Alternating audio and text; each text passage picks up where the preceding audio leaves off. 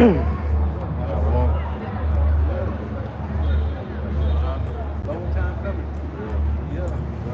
right, Shalom. Shalom. Want to start off by giving all praise, honor, and glory. Double honors to our apostles and elders of Great Millstone who rule well. Grace and peace to you elect around the four winds, believing and pushing the truth in all sincerity. May the blessing of election be upon your houses. These are your fellow servants from the GMS Orlando camp back another week through the spirit and power of Yahweh, Bahashim Yahweh Shai, to prophesy the downfall of America, which is Babylon the Great according to the scriptures, as well as spiritual Nineveh, Rome, Egypt, Greece. All right, so I also prophesy to you so-called Negroes, you so-called Latinos, and you so-called Native American Indians, to tell you that you're the Israelites according to the Bible and to repent, for the kingdom of heaven is at hand. All right, the title of this sermon is "The End is Not Coming, It's Already Here." You know, if the brother could get 2nd Exodus 7th chapter, end is like 40, because we're already living in the time of the end, man. You know, the time of the end is already manifest, and it manifested when Yahweh Shai touched down on the scene 2,000 years ago. And now it's starting to come to a full hedge. You know, now the end time prophecies are starting to manifest, all right, which is spelling the deliverance of the elect, you know, and the downfall of America and 2/3 of the nation Israel. Hey, and a big part of this showed the white man's kingdom fall, the 1929 crash, man. That was a big thing too. Because there was another crash that happened. And he been downhill, since that, man. But the 60s, they set the space station up, man. Yeah, because they haven't recovered economically from that crash, man. Yeah. Economically, America has still yet to recover. They never fully recovered from that, man. And a lot of Americans were driven into poverty during ever since that crash.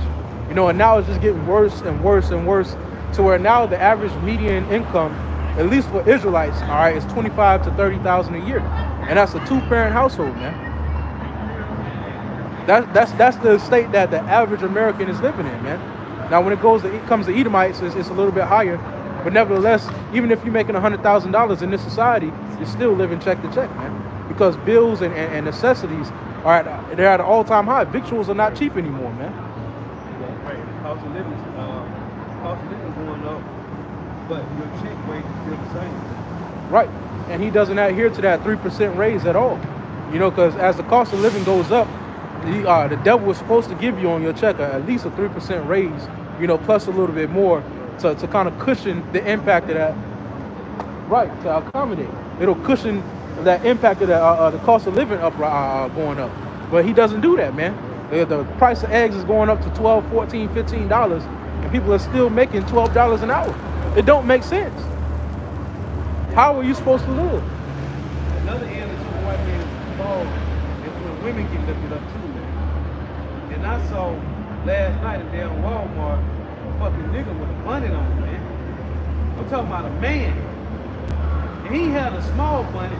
This nigga had a big ass bonnet on, man. I said, look at this nigga. The Edomite chick at the cashier looked at me. I said, look at this nigga. Look at this nigga, man. With a fucking bonnet on. A man. A grown ass man. Okay.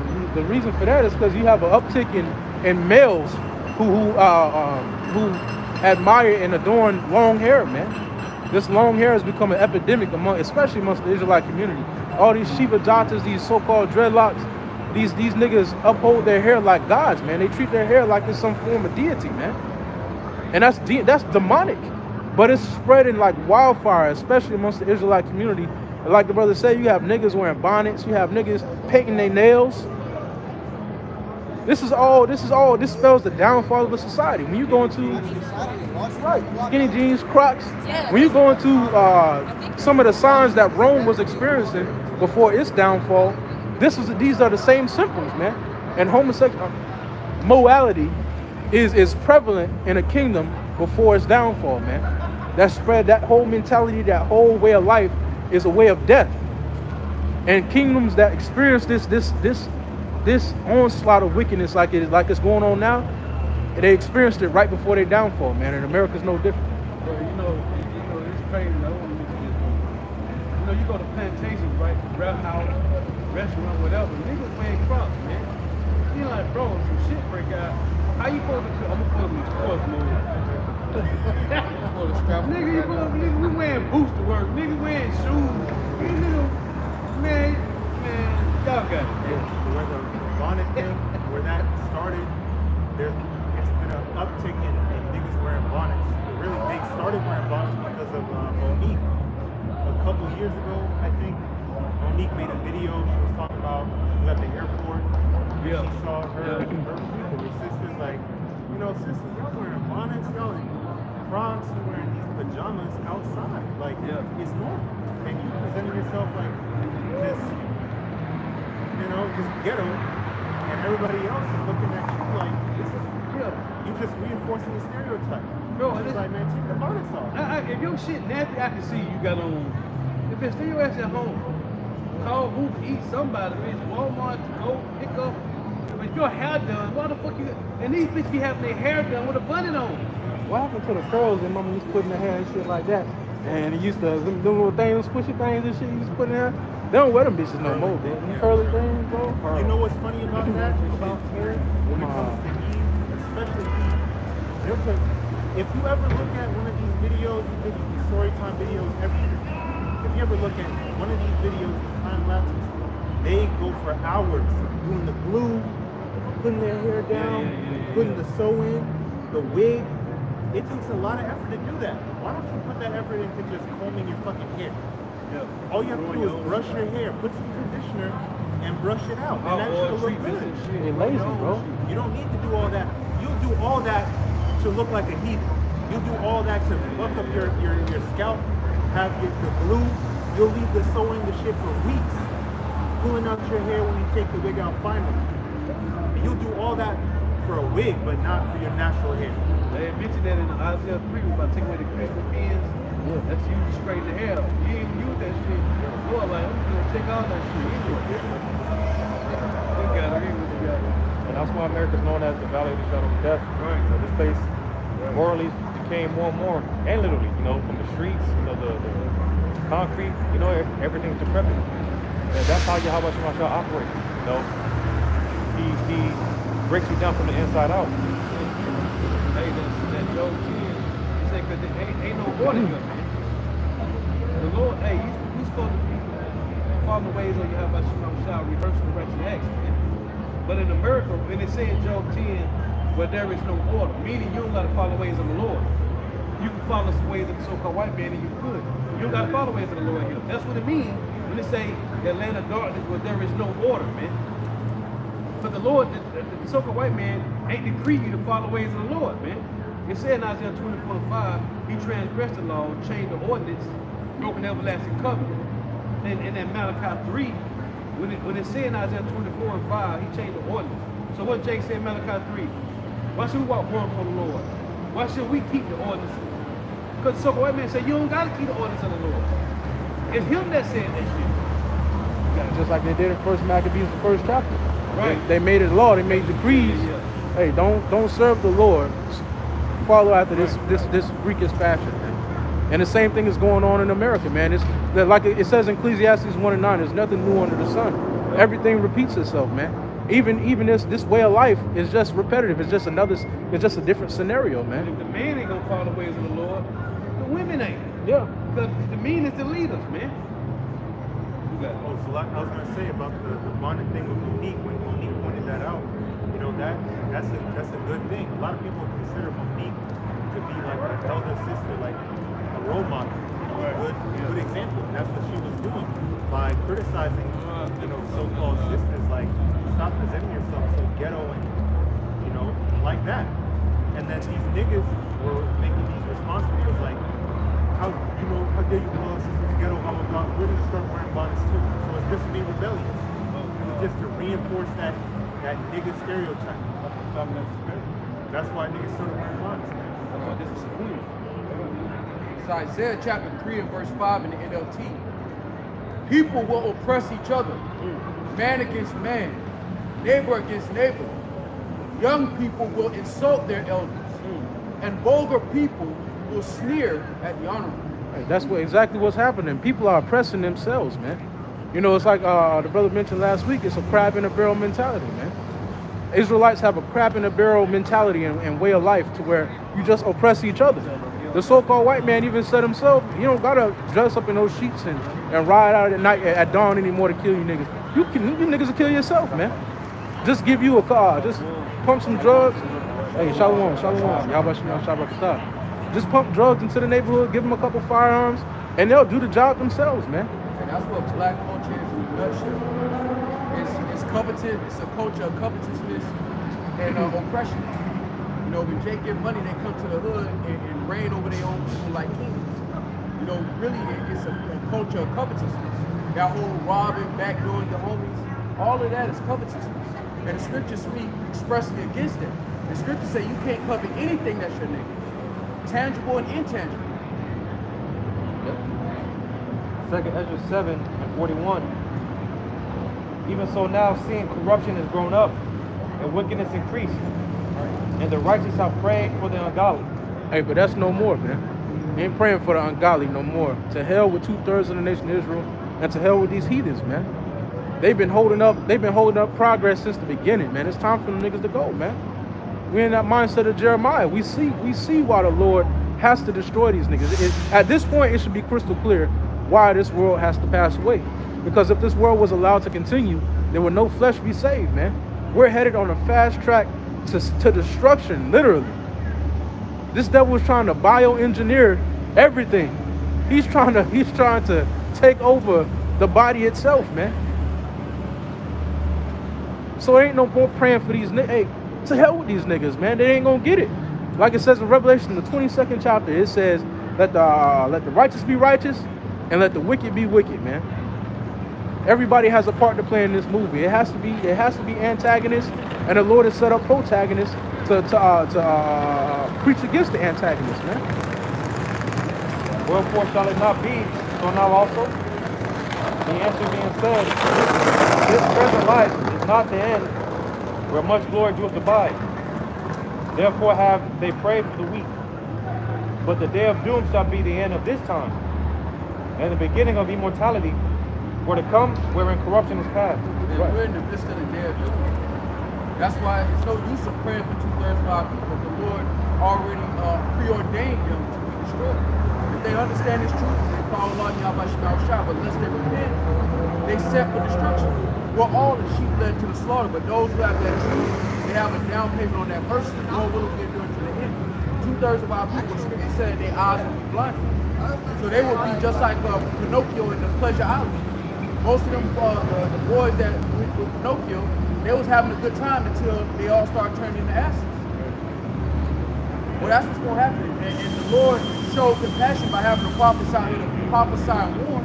But we know, according to prophecy, 2/3 of our people will ignore the warning in the midst of their liberty because they have distractions to appease them. But those distractions are coming to an end. I got one for you just to back up that point. 2 Peter 3, verse 5. For this they willingly are ignorant of, that by the word of the Heavenly Father the heavens were of old, and the earth standing out of the water and in the water.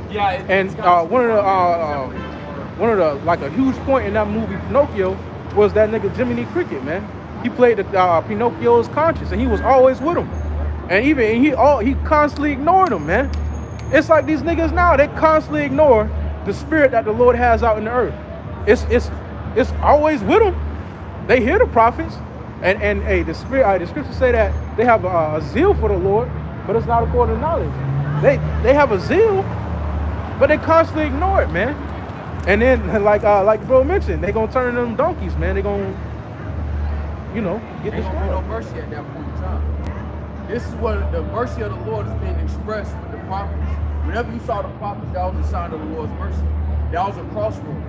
When they saw Jeremiah, one thing I think about often through the Spirit is whenever the Lord set up the prophets, he always said, just stop now. Like the Lord was already saying, look, I know what y'all was doing in the groves. And you know Jake was doing some vile shit. If certain shit's coming out right now in 2025, just imagine what Jake was doing in the ancient world with no iPhones. You can just imagine the wickedness Jake was into. So now we understand through the Spirit, everything is coming as it was in the days of old. Along with the culture comes all of this wickedness. Because Jake was, on one hand, they was praising the Lord openly, but in the nighttime, they was in groves. We're friendly though, and speaking Hebrew. They abused their liberty back then and they're doing it again. But this time it's worse because Esau has given them what they believe is a license to be who they always wanted to be. Solomon said he found no righteous women in the time when we were at our height. Our culture was at its height and its strength. He said he found no righteous women, meaning they all wanted to be city girls, they just wasn't willing to die for it. Now they have the license, so to speak, where Esau created a society where you can go off to be who they always wanted to be.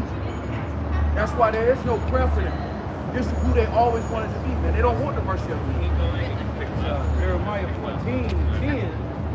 Thus saith Yahweh to his people, thus have they loved to wander. They have not refrained their feet. Therefore Yahweh doeth not accept them. He will not remember their iniquity and visit their sin. They play slow, but they're not slow. They good at playing slow. Oh, I didn't know that. That was, what's that verse?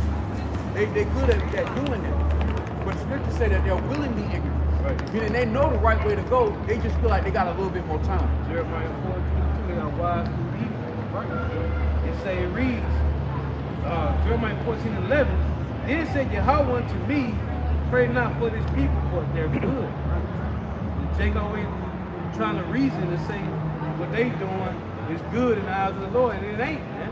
Right. It's verse 12. You don't get to define righteousness and then turn it into the Lord and expect the Lord to grade you based on your standard of righteousness. Right. No, the Lord got his own, he got his standard, and he didn't hide it. He revealed his standard of righteousness. Right. And no matter what we do on this side, we still do not amount to that standard. That's why we still need mercy in the midst of trying to offend less. And that's why they say in Ezekiel, they said that the Lord is not equal. Right. Because they Argue good with the is- Lord and reason with the Yeah, Lord. hell no, You man. can talk the Lord down off his price. I give you about $4. I got about this ain't that, man. Jake's so used to finessing that they think they can finesse the Lord, man. This ain't that. Then said the Lord unto me, pray not for these people, for their good. When they fast, I will not hear their cry. And when they offer burnt offering and oblation,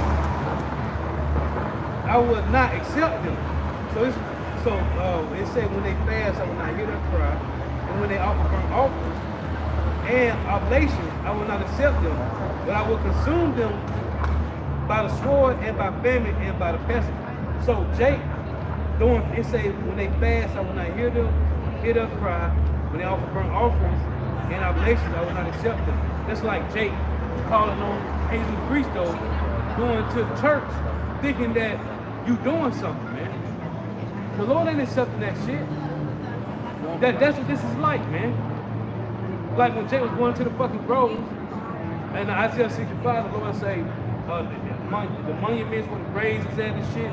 So Jake, the Lord likely saying, hey, you think you can go to the Harlem house and I'm there? I ain't there. You can't fucking, cause you think you doing good. Oh, well, I gave a guy $30 this week. He was homeless or something inside the road. The Lord don't care about that shit, man. That's why he said, pray not for the people, for their good. Cause what Jake think is good, the Lord don't, man. In Romans 10:3, for they being ignorant of the Most High's righteousness. Hey, a nigga think cause he go to work, take care of his family, go to church on Sunday. Oh, me and the Lord is good. No, the fuck you ain't, nigga.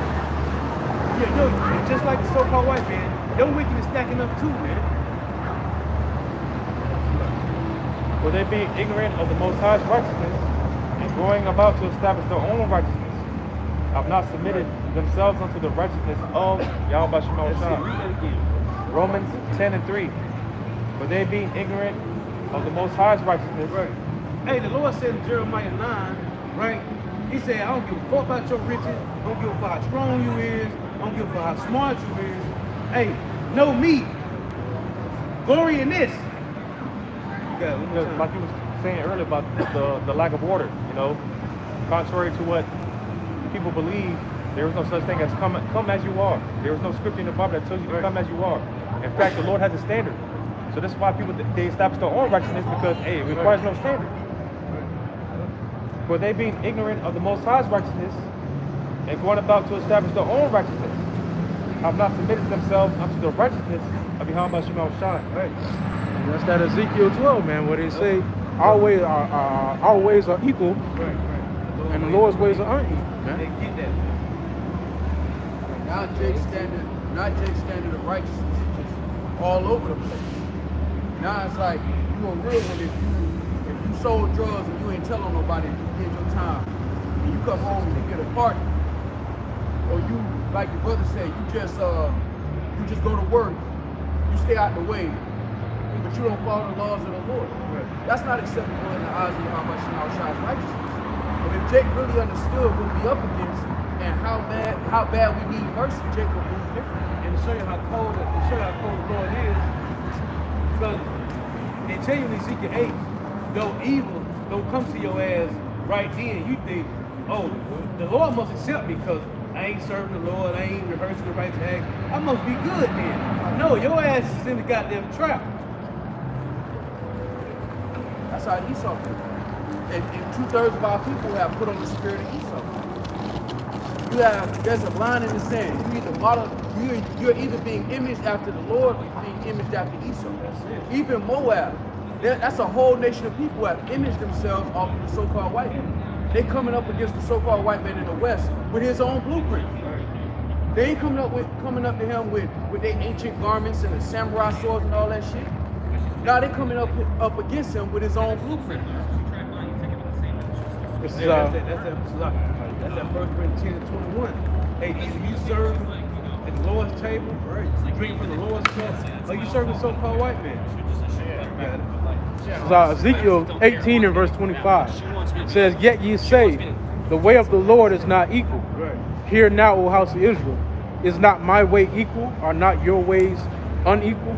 And that's what we found out, man. The Lord, hey, he's a just balance, man. And they tell you, hey, I was making the point when that 2 Chronicles 18 when they say, he saw all the hosts of heaven. Hey, he saw the Lord sitting on the throne, all the hosts of heaven on the right hand and the left. Hey, in Psalm 89 and 14, it say justice and judgment is the habitation of the Lord's throne, man. Ain't no evil side, man. It ain't no evil side. It tells you in Zephaniah 3, the Lord don't do iniquity, man. Right? In Lamentations 3, it said the Lord don't do evil nor good, man. Because everything the Lord does is justice and judgment, man. That's it. When the Lord, when they tell you in Psalm 78, when the Lord sent those evil angels, that was justice, man. And it was judgment. I was going to the other day, right? In Jeremiah 50 and 34, it say the Lord gonna plead for his people, right? In Isaiah 66 and 15, the Lord said, when it said, Lord gonna plead with all nations, those are two different pleas. The one in Jeremiah 50 and 34, it said the Lord gonna plead for his people.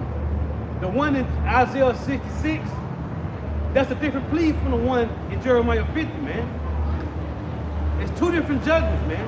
And it's all justice. The one in Jeremiah 50 is justice. The one in Isaiah 66, that's judgment, man. But it's still justifying his people. In Ezekiel 18, our people said to the Lord that he was basically unreasonable. Right. And they were basically, and the Lord was saying, if y'all are unreasonable, our people at this point are completely unreasonable. The Lord has done everything that he could to show our people mercy, but they won't accept it. So the only thing is left is consume. Hey, I gotta bring. Go ahead. Make the point, brothers, bringing out. This is the word justice. Go ahead. This is the word justice in the blue letter concordance. H6664.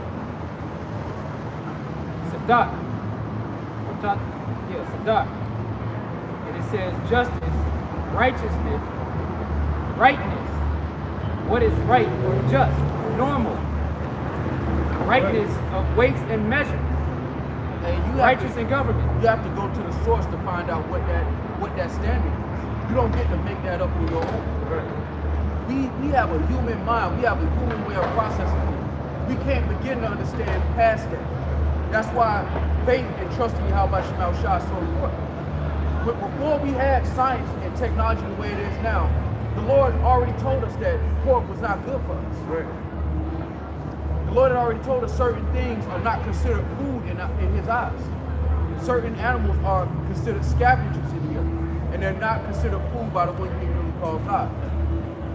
No, that's why the one word above, it said normal. That's the normal. In the eyes of the Lord, hey, this That's is normal. normal. Hey, that's why I said 2 Timothy 4. Somebody give me that real quick. Hold that. 2 Timothy 4, read 4 and 5, man. But everything's turned upside down. Right. So what's Right, supposed right. to be normal looks abnormal to the Right. Which is the new norm. And that's crazy because we talked about it the other week about how things are so jacked up here in America. You eat certain food over here, the same food over here, in different places. And it would be abnormal, considered abnormal. Right. Foods are more healthier in other places, in other countries. Which is so used to the over here, the chemicals and the sugar and whatnot. Eating the same foods over here is considered abnormal in different places because it's healthier. Second Timothy 4 and 4. And they shall turn away their ears from the truth. 2 Timothy 4 and 4. 1 Timothy 4. Sorry. 1 Timothy 4 and 4. My bad.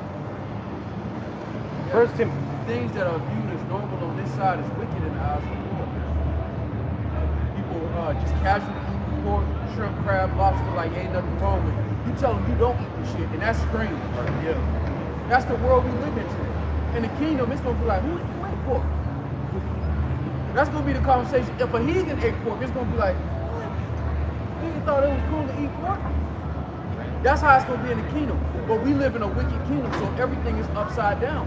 The things that are righteous are looked at as wicked, and the things that are wicked have been like shit covered in glitter, Hey, put up as progression.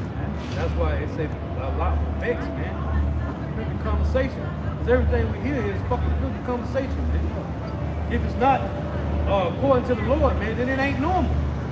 Read that. Hold on. Yeah, if you don't give your support for moles, you strange. Right. What kind of world we live in? We have some sort of phobia. Yeah, what kind Right. of upside down place is this? They were feeding that shit to Jake during slavery, but now it's considered a delicacy. You don't eat chitlins. That's crazy to our people. We show you how far we don't follow. First Timothy 4 and 4. For every creature of the Most High is good, and nothing to be refused, if it be received with thanksgiving. It said if it be received with thanksgiving. People just brush over that word if like it ain't there, man. Go ahead. For it is sanctified by the word of the Most High and prayer. It said it's sanctified if it be received. Now when you go to real quick, go to Leviticus 20 and 25. When the waters receded, ended, whatever you want to call it, the Lord told Noah he had to sacrifice to the Lord, right? So why would the Lord tell Noah to take 7 of every clean animal and 2 of the unclean, man? Go ahead and read this. Leviticus 20 and 25.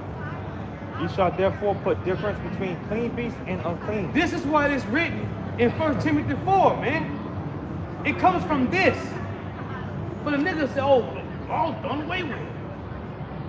One more time. That's one of the most wicked things you can do is try to use the Lord's words to justify abolishing the law that he gave us in the first place. That's wicked. In Christianity, they try to make it look like it's innocent, like it's a docile religion. It's a very wicked religion.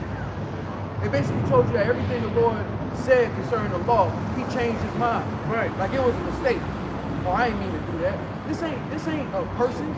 This ain't a nigga writing a novel. Oh, I gotta do a second draft. No, man, it's the Lord we're talking about. Right. And the more I think about it, shit make you fucking throw up, man. This shit is fucking wicked, man. Hey, Paul wrote, every creature of God is good if it be received with thanksgiving, man. For it is sanctified. Read this. Leviticus 20 and 25.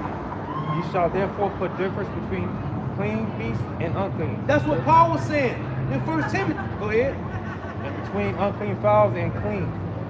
And ye shall not make your souls abominable by beast or by fowl, or by any manner of living thing that creepeth on the ground, which I have separated from you as unclean. Come on, man. And then they go, Acts 10. See, Peter, what the Lord just said. Then the motherfucker let the jump and say, well, Paul went to the Gentiles. Who taught Paul? So they just jumping over what Yahweh Shah said. They said, oh, so Paul just, whatever. Forget what the Lord said. It's what Paul said. Go ahead. Yeah, long put the demon ass motherfucker there. If I may just land back real quick because it says sanctified too. When you go to that word sanctified in the dictionary, it means set apart or holy, consecrated. So that's set apart in that verse as well, not just back in Deuteronomy. So It goes back to right. Right. He said put a difference between clean beasts and unclean, man. That's what Paul was a master in the law, man. There was something different. He went into more detail. Right. And it shows you that he was talking to Israelites.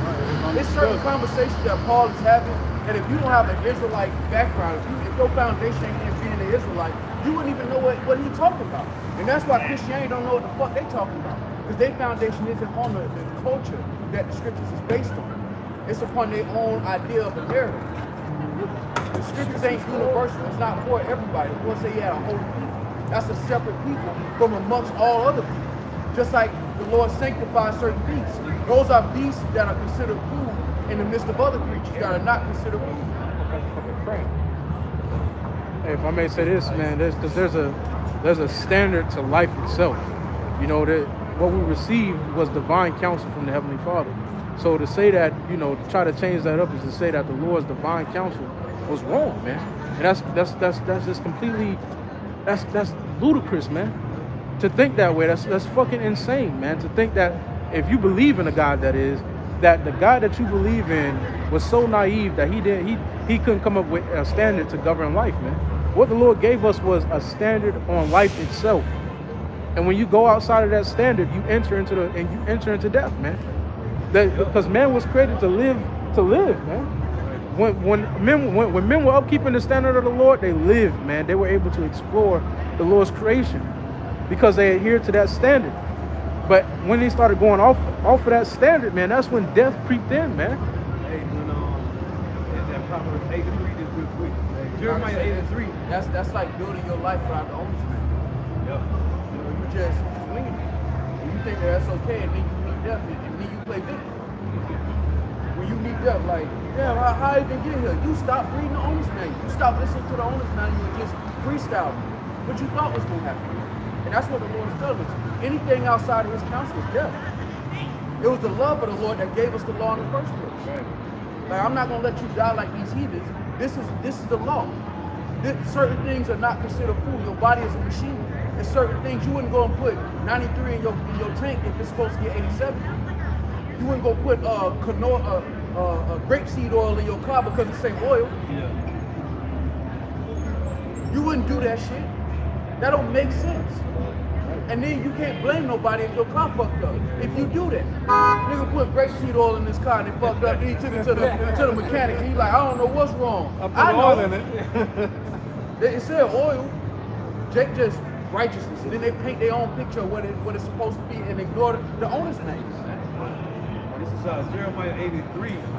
And death shall be chosen rather than life. Hey, because I was thinking about this, man. You know, flesh, people and flesh have to be governed, man. That's why the Lord gave us the law, statutes, and commandments to govern our flesh and to govern the people. Because when you leave the people to their own will, this is what you get.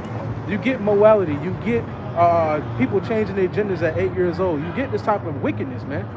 People have to be governed. You can't lead the average person. You can't lead them out here to just come up with their own standards. Child left to themselves, they become what? And when you take the average American, you take the average Edomite, and just say, go ahead and create your own standard. It's gonna be completely wicked, man. Who knows what that nigga's gonna come up with? Right. It's not hard to believe because we see it. Yeah. It's bloody. So the flesh has to be governed because it's wild, man. Hey, you know that the Lord had to give you the spirit of discipline, man. Hey, because if you don't discipline yourself, you just gonna be doing whatever, man. Anything. That's what separates the hope elect from everybody else, man. If you ain't rehearsing the right acts of the Lord, what the fuck you doing? That mean you following the ways of the so-called white man. That mean you a fucking heathen. It's Jeremiah 8 and 3. And death shall be chosen rather than life, while all the residue of them that remain in this evil family, which remain in all the places where I have driven them, saith Yahweh of hosts. Moreover, thou shalt say unto them, thus saith Yahweh, shall they fall and not arise? Shall he turn away and not return? Why then is his people of Jerusalem slidden back like a perpetual backslide? They hold fast deceit.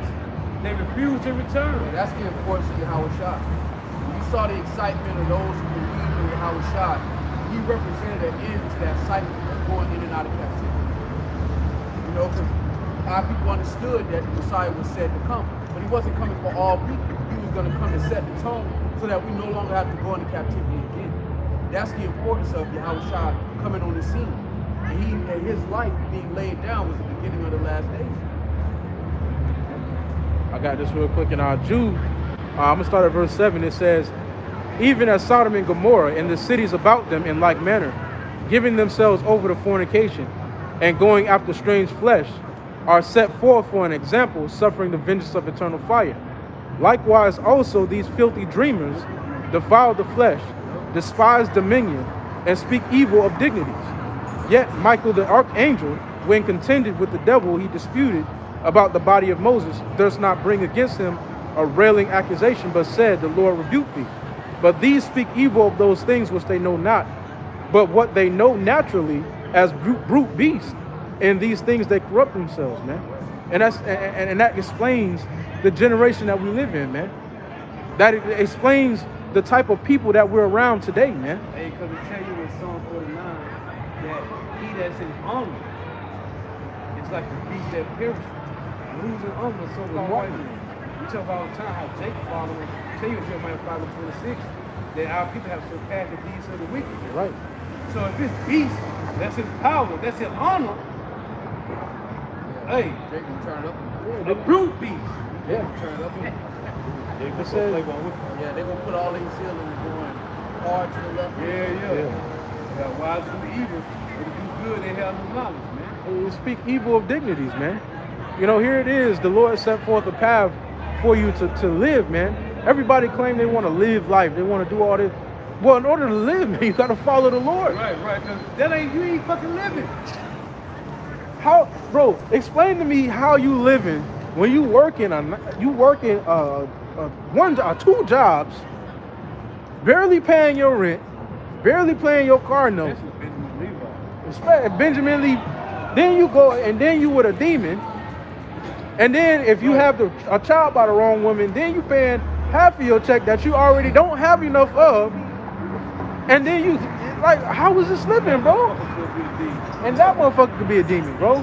How is this living? Yeah, you took care of them until they got 21. They turned up and crashed out. Yeah. 21 years and dashed. Yeah. Hey, you raised up a 23-year-old son for him to be on Facebook talking about he a goblin. You got a ski mask on, doing good. Like, I ain't raised you like that. That's why Solomon said all is vanity and vexation of spirit. When you don't have this God in the spirit, when you don't have the comfort of scriptures, you're not living. This is a delusion, really. It's not even an illusion, it's a delusion, because Esau lived like that, very few of them, but they'll put it up as if Jake living like that. And those Jakes that rappers and athletes, they're not really living like that. They're putting out this image. But behind closed doors, the curses are covering them too. So our people are running all these different places trying to find comfort instead of running back to the Lord. That's the one that put us in this predicament in the first place. That's the reason you subject to pain. Why there's no love between you and the mother of your children and all these different types of situations that they find themselves in. Instead of them returning to the Lord, they're trying to find some other way. There is no other way. And one of the tactics that Esau used, man, to keep you working like a good slave is to put you in hope, like it says in Sirach 13. That's how you get the most out of a slave. You give him hope that one day he gonna make it big like Rick Ross. Or I'm gonna make it big like Kendrick, man. I can make it to the NBA.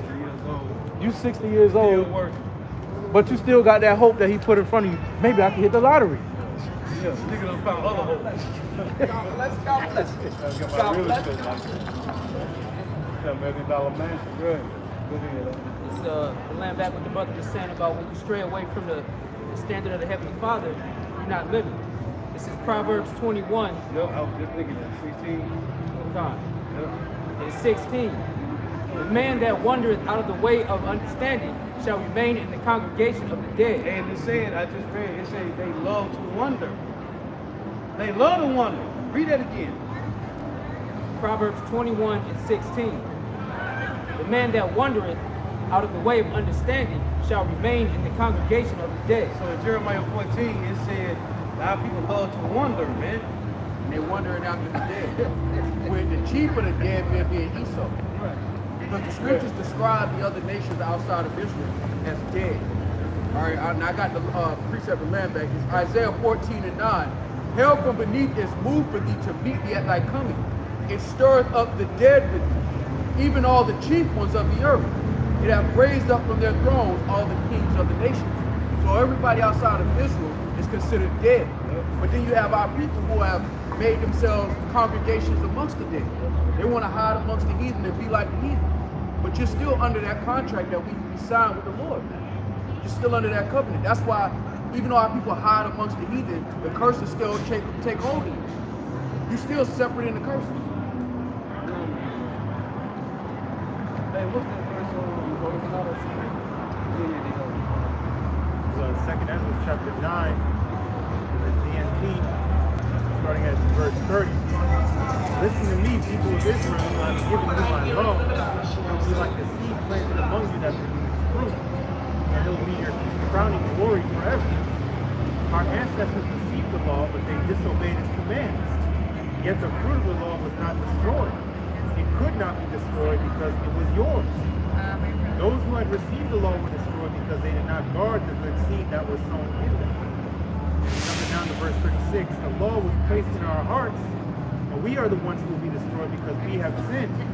The law will not be destroyed, it will remain in all its glory. All right, land backing off the point of, the law can't be done away with. You can't manipulate the word of the Lord to try to make it so that you don't have to keep the laws anymore. We keep the laws to the best of our ability. We know that that's not what's going to save us. It's not about our own righteousness.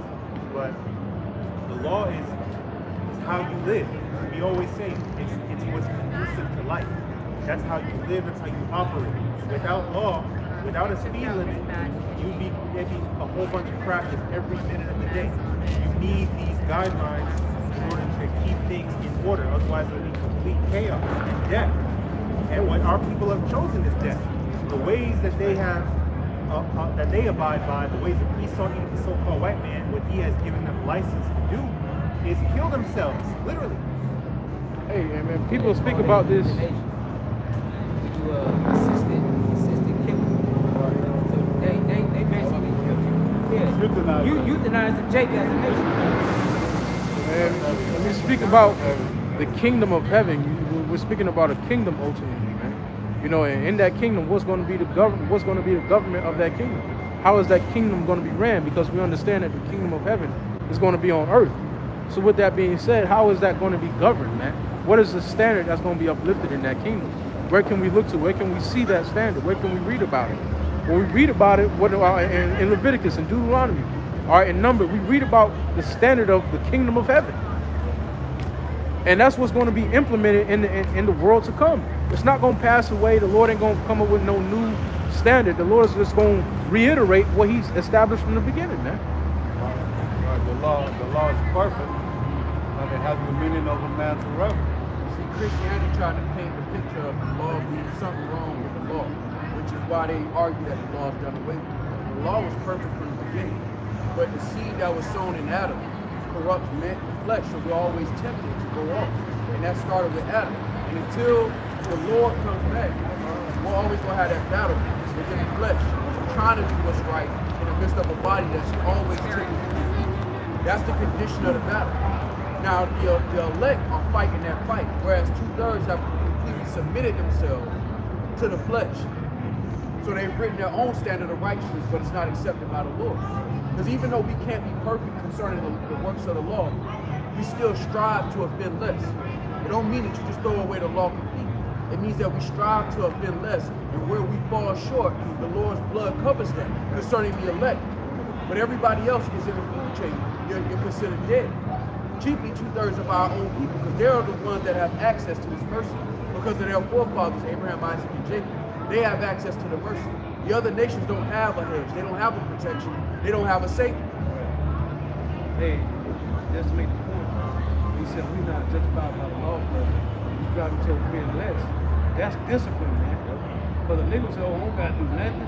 Yeah, you do gotta do something. You gotta discipline yourself, man. Because if not, you'll be a heathen.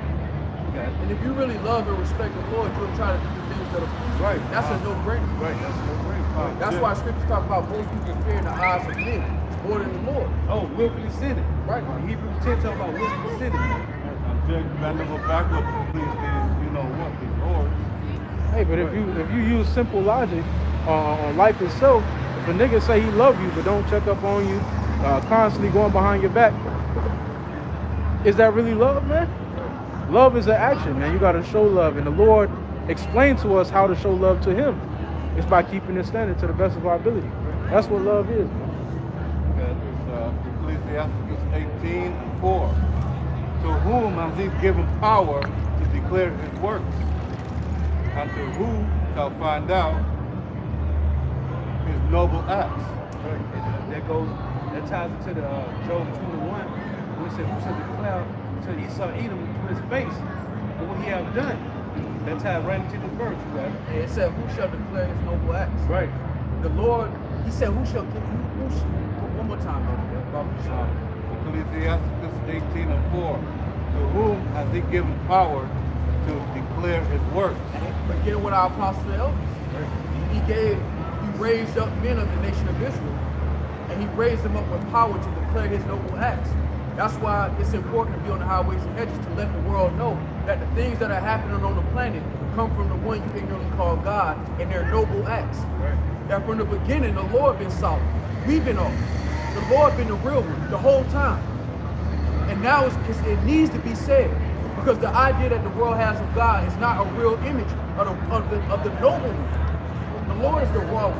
Whenever you think of integrity, the highest example of integrity and honor, you should go back to the Lord.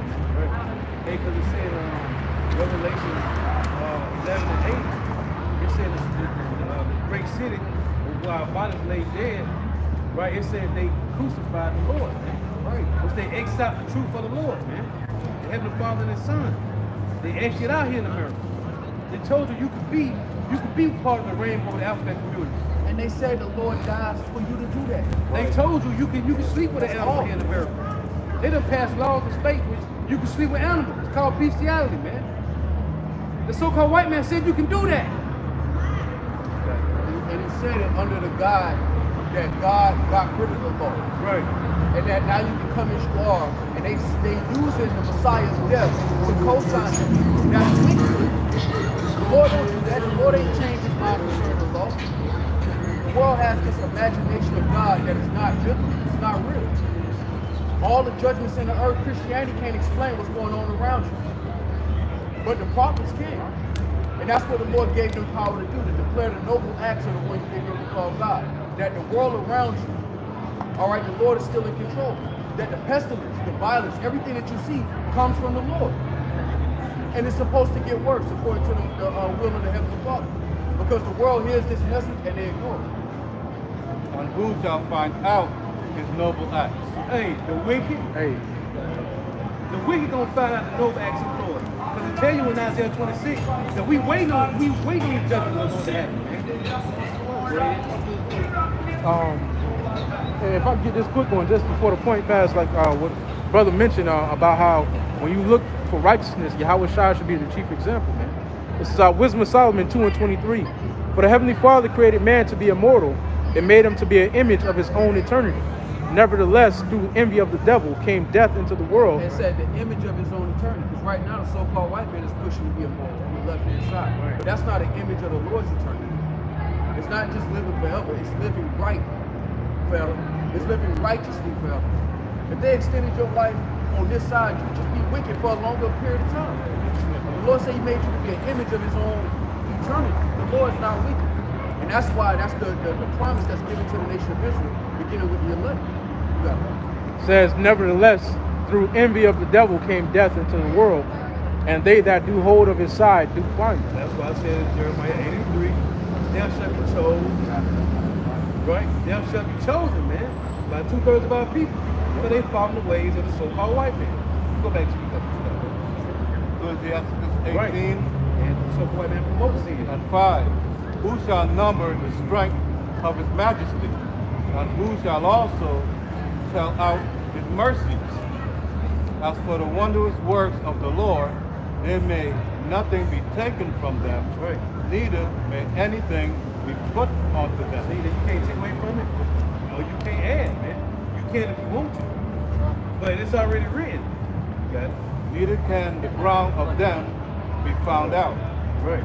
And who's declaring this to the prophets, man? Oh, get to Isaiah 44. That ties into that verse too. Because it said, who shall declare his noble acts, man? 12 get it. 44, start at 22. 24. Isaiah 44 and 24. It says, Thus saith the Lord thy Redeemer, and he that formed thee from the womb.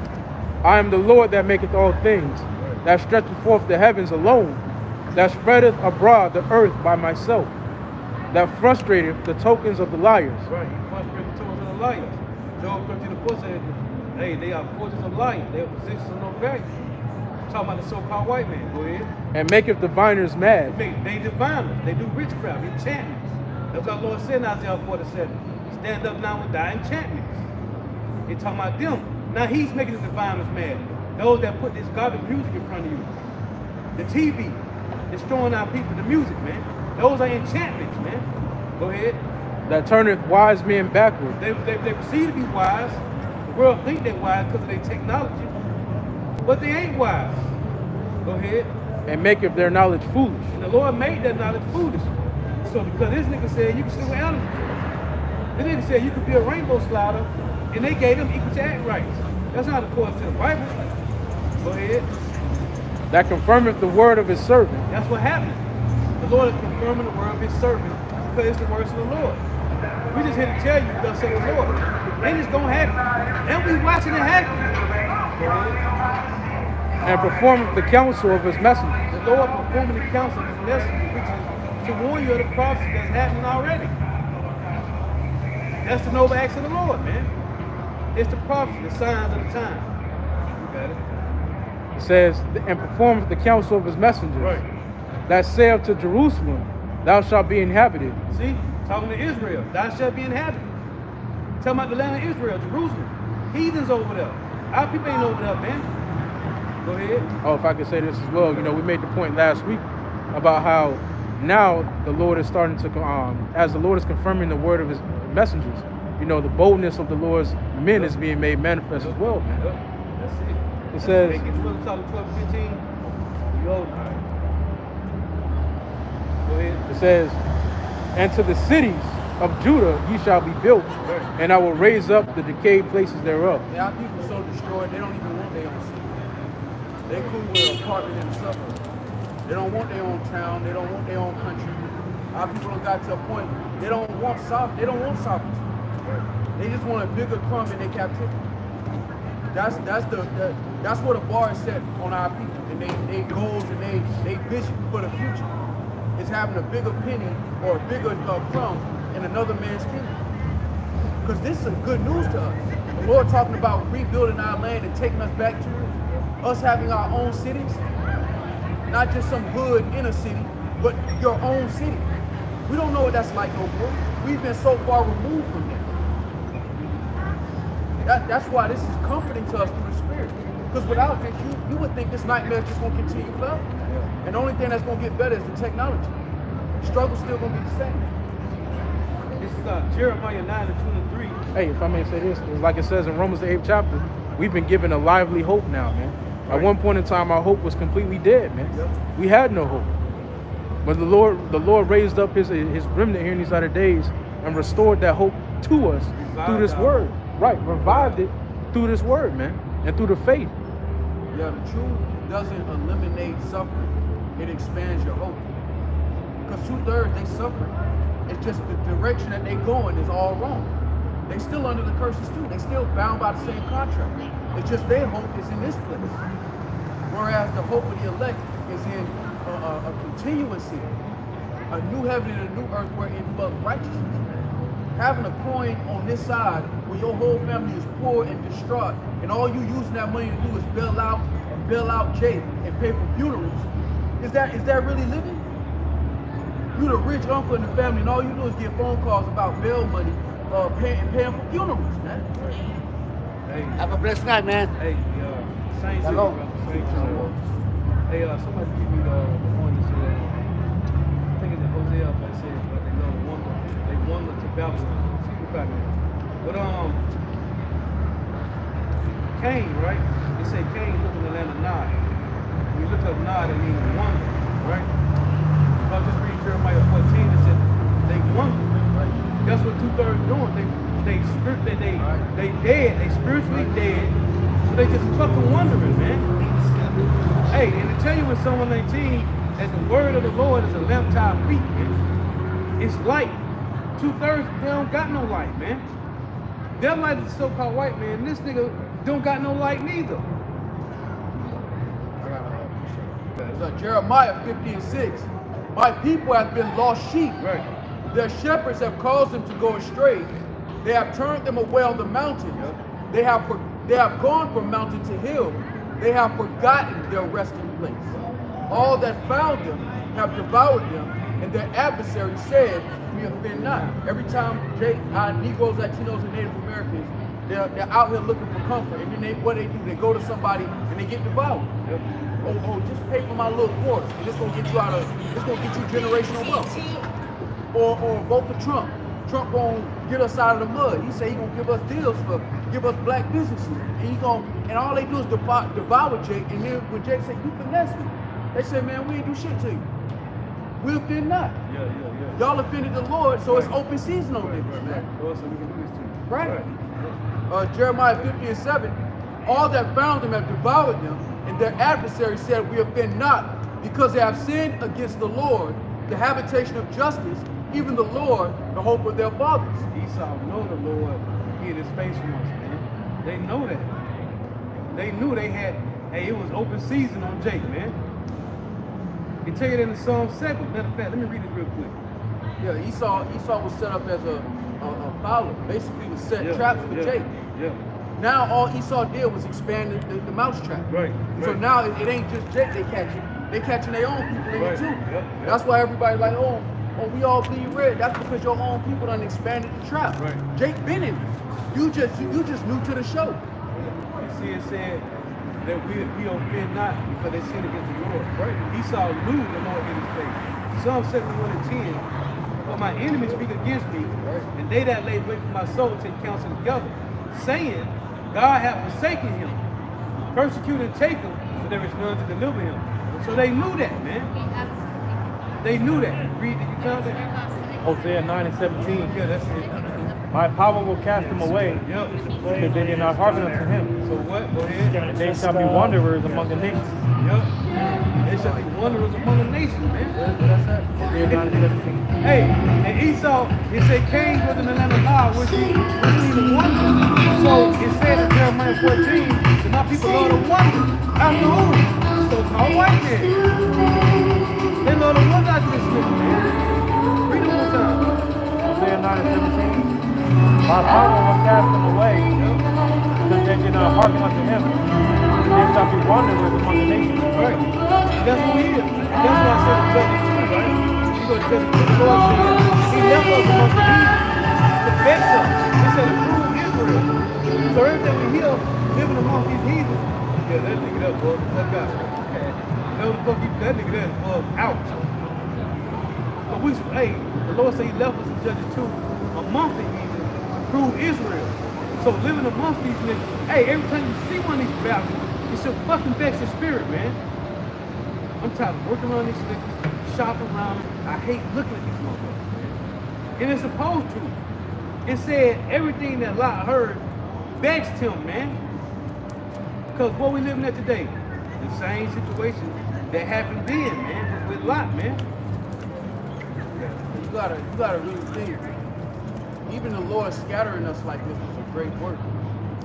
The Lord said, I will work in your days, but you will not believe nor be told. We had our own country.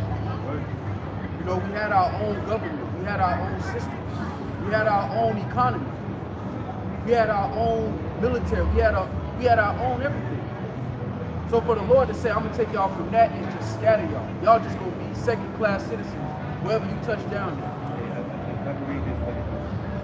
This is 2 and 1. Thus saith the Lord, I brought this people out of bondage and gave them my commandments by men servants, the prophets, whom they would not hear, despise my counsel. The mother that bare them said unto them, go your ways, you children, for I am a widow and forsaken. I brought you up with gladness, but with sorrow and heaviness have I lost you. For ye have sinned before the Lord out of your power, and done that thing that is evil before him. But what shall I now do unto you? I am a widow and forsaken. Go your way, O my children. Ask mercy of the Lord. Ask for me, O Father, and ask for me, O Father. I call upon thee to a witness over the mother of these children. That's why I say in Galatians 4:26, Jerusalem is the mother of us all, Israelites, which would not keep my covenant, that thou bring them to confusion and their mother to a spoil, that there may be no offspring of them. Let them be scattered abroad among the heathen. Let their names be put out of the earth, for they have despised my covenant. Exactly. So for the Lord to go through the trouble of doing all of this and show you the love of the Lord through chastity. Right. The Lord literally took us as a nation of people and just shook us up like sunflower seeds, just threw us out there in the wind. Hey, it said, let their name be cast out of the earth. But it said, let me take the forth, we are not known in the streets, man. But when you start off in verse 1 in Lamentation, it said, the precious sons of Zion, right? They cast out into all the streets now. And our name ain't known, man. We had a high society. You had woodworkers, smiths. You know, it wasn't just fishermen. You had military. You had counselors. You know, when you deal with the account of the house of King David against the house of Saul, there were counselors in the midst of that, captains. Right. All this shit that Esau got on this side with the military, with the generals and all of that, we had that. We had our own righteousness. Right. But because we went off, the Lord destroyed our whole society. Isaiah 3 goes into that. The Lord just taking away our entire society. Destroying it. That should bring you to a certain point of realizing how angry we made the Lord. Right. That means every fail-safe. The Lord had judges at the gates in every city. Every city had to fail to a point where the Lord would set up the prophets because every city failed. To say, look, this is the final one. And then if we didn't take heed to that, the Lord would just remove us out of our land completely. Hey, to make that point about, we ain't just had, we said, we weren't just bombers and... Yeah, we had a high society. Right. It is Daniel 1:1. In the 3rd year of the reign of Jehoiakim, king of Judah, came Nebuchadnezzar, king of Babylon, unto Jerusalem and besieged it. And the Lord gave Jehoiakim, king of Judah, into his hand, with part of the vessels of the house of God, which he carried into the land of Shinar, to the house of his God, and he brought the vessels into the treasure house of his God. And the king spake unto Aspenaz, the master of his eunuchs, that he should bring certain of the children of Israel, and of the king's seed, and of the princes, children in whom was no blemish. They tell you in Exodus 13, the Lord say, every male that opened the womb shall be called mine, right? Which is a man with no blemish. Children in whom was no blemish, were well favored and skillful in all wisdom, and cunning in knowledge, and understanding science, real science, and such as had ability in them to stand in the king's palace, to whom they teach and learn, and the tongue of the Chaldees. So we had our own scientists, real scientists. Right. We had a high society. It wasn't just farmers and we was just out there with swords. No, man, we were a high society so bad. We were so sought after that the Babylonians, when Nebuchadnezzar came in there, he was like, take all these carpenters, and we can use that. Bring that to. They was the top nation on earth at that point. And they was like, yeah, give me the top, all of that. I need all of that. That shows you how far we've been abased. Even now, the only reason you don't see Jake into architecture, science, and all of that is because in the hood, they only taught that the avenues of success is music and athleticism. If Jake applied their mind to certain schools of thought, Jake would excel at it like they do sports. It's just how people are taught that this is all we good for. Hold something? Yeah, in Matthew 23, Moses was making a point earlier about how the Lord scattered us. Right. So in Matthew 23, starting at 37. O Jerusalem, Jerusalem, thou that killest the prophets and stonest them which are sent unto thee, how often would I have gathered thy children together, even as a hen gathereth her chickens under her wings, and you will not, because your house is left unto you desolate. For I say unto you, you shall not see me henceforth. Look, it said he would have gathered them, right? But they don't want to. Because they want to fucking wonder. They want to keep wondering. They don't want to be gathered. Because the Lord kicked us out the house, and he's telling Jake to come back home. Yeah, man. Jake, they want to stay They outside. want to stay wondering, man. In the blind. That's why the Lord said, are not y'all ways, because y'all unreasonable. 2/3 of our people, y'all niggas is unreasonable. The Lord sent us to the other side of the world. If that ain't enough to correct a nigga, to be a nigga in America, that ain't enough to correct Jake. That show you niggas don't want to come here. They don't want mercy. Being a nigga in America is hard. Jake don't know it because we don't know no other way. Yeah. But outside looking in, this is a hard walk, let alone knowing the truth and picking up your cross. If that ain't enough to correct Jake, them niggas will not be corrected. Correct. The Lord said he wounded us. Jeremiah 5:3 said he's stricken us. We are not grieved. Stricken meaning we wounded. So since we're not grieving of our wound, he said, well, I gotta consume it. Yeah. Hey, well, what did the Lord say in Isaiah for the first chapter? He said, why should I stricken you anymore, man? Because one thing our people are good at is normalizing trauma. Yeah, Jake could take a traumatic experience and completely normalize it, man. Like the whole chitlin eating ordeal. That was traumatic. Esau gave us the dregs of the most abominable animal there is, man. The intestine, the shit lining, man. And Jake turned it into some form of celebration. They normalized that trauma and celebrate it, man. And they've done nothing else but normalize the trauma of America, Babylon the Great. Right. Being at the bottom of society, last hired, first fired, being in the ghettos, Jake has normalized that into being some glorious thing, man. Glorify him. Right, so the Lord is like, why should I even stricken y'all niggas anymore, man? Y'all just now not gonna learn. But the Lord is gonna hard reset them, though. And you know, Jake, the spirit that Jake got, everybody follow after. That's why people are they so eager to try to prove that they got it out the mud and they came from poverty. Because that's based on Jake's spirit. Jake trying to glorify us being on the bottom, glorifying poverty. Right. That ain't nothing to glory in. I can't. Yeah, Because in the You ancient got world, niggas in the mice in the suburbs trying to brag about, I got it out the mud 2 hours. Yeah. No, this shit ain't cool. Jake try to make this shit look cool. This ain't cool. We supposed to be ashamed of this shit, right? because you got in the ancient world, you glory. Hey, my father, his father was the son of King David, man. We was born in the king's house, man. You know, that's something to glory in. Like you had righteous forefathers. Now, like bro say, niggas glory in the fact that they get it from the months. Like that ain't nothing to glory in, bro. Hey, come put your foot on the neck of these kings. Right. In the story, we were like, man, Because You hear that story? You hear your grandfather and your great grandfather fought next to King David. That's at a bar. exactly. That's your bar now. You're like you ain't just now you got a standard to live up to. When you talk about I got out the mud, that's basically saying nobody in my past generations got it right. I'm the only one that's got a little bit of money compared to my past. That ain't a flex.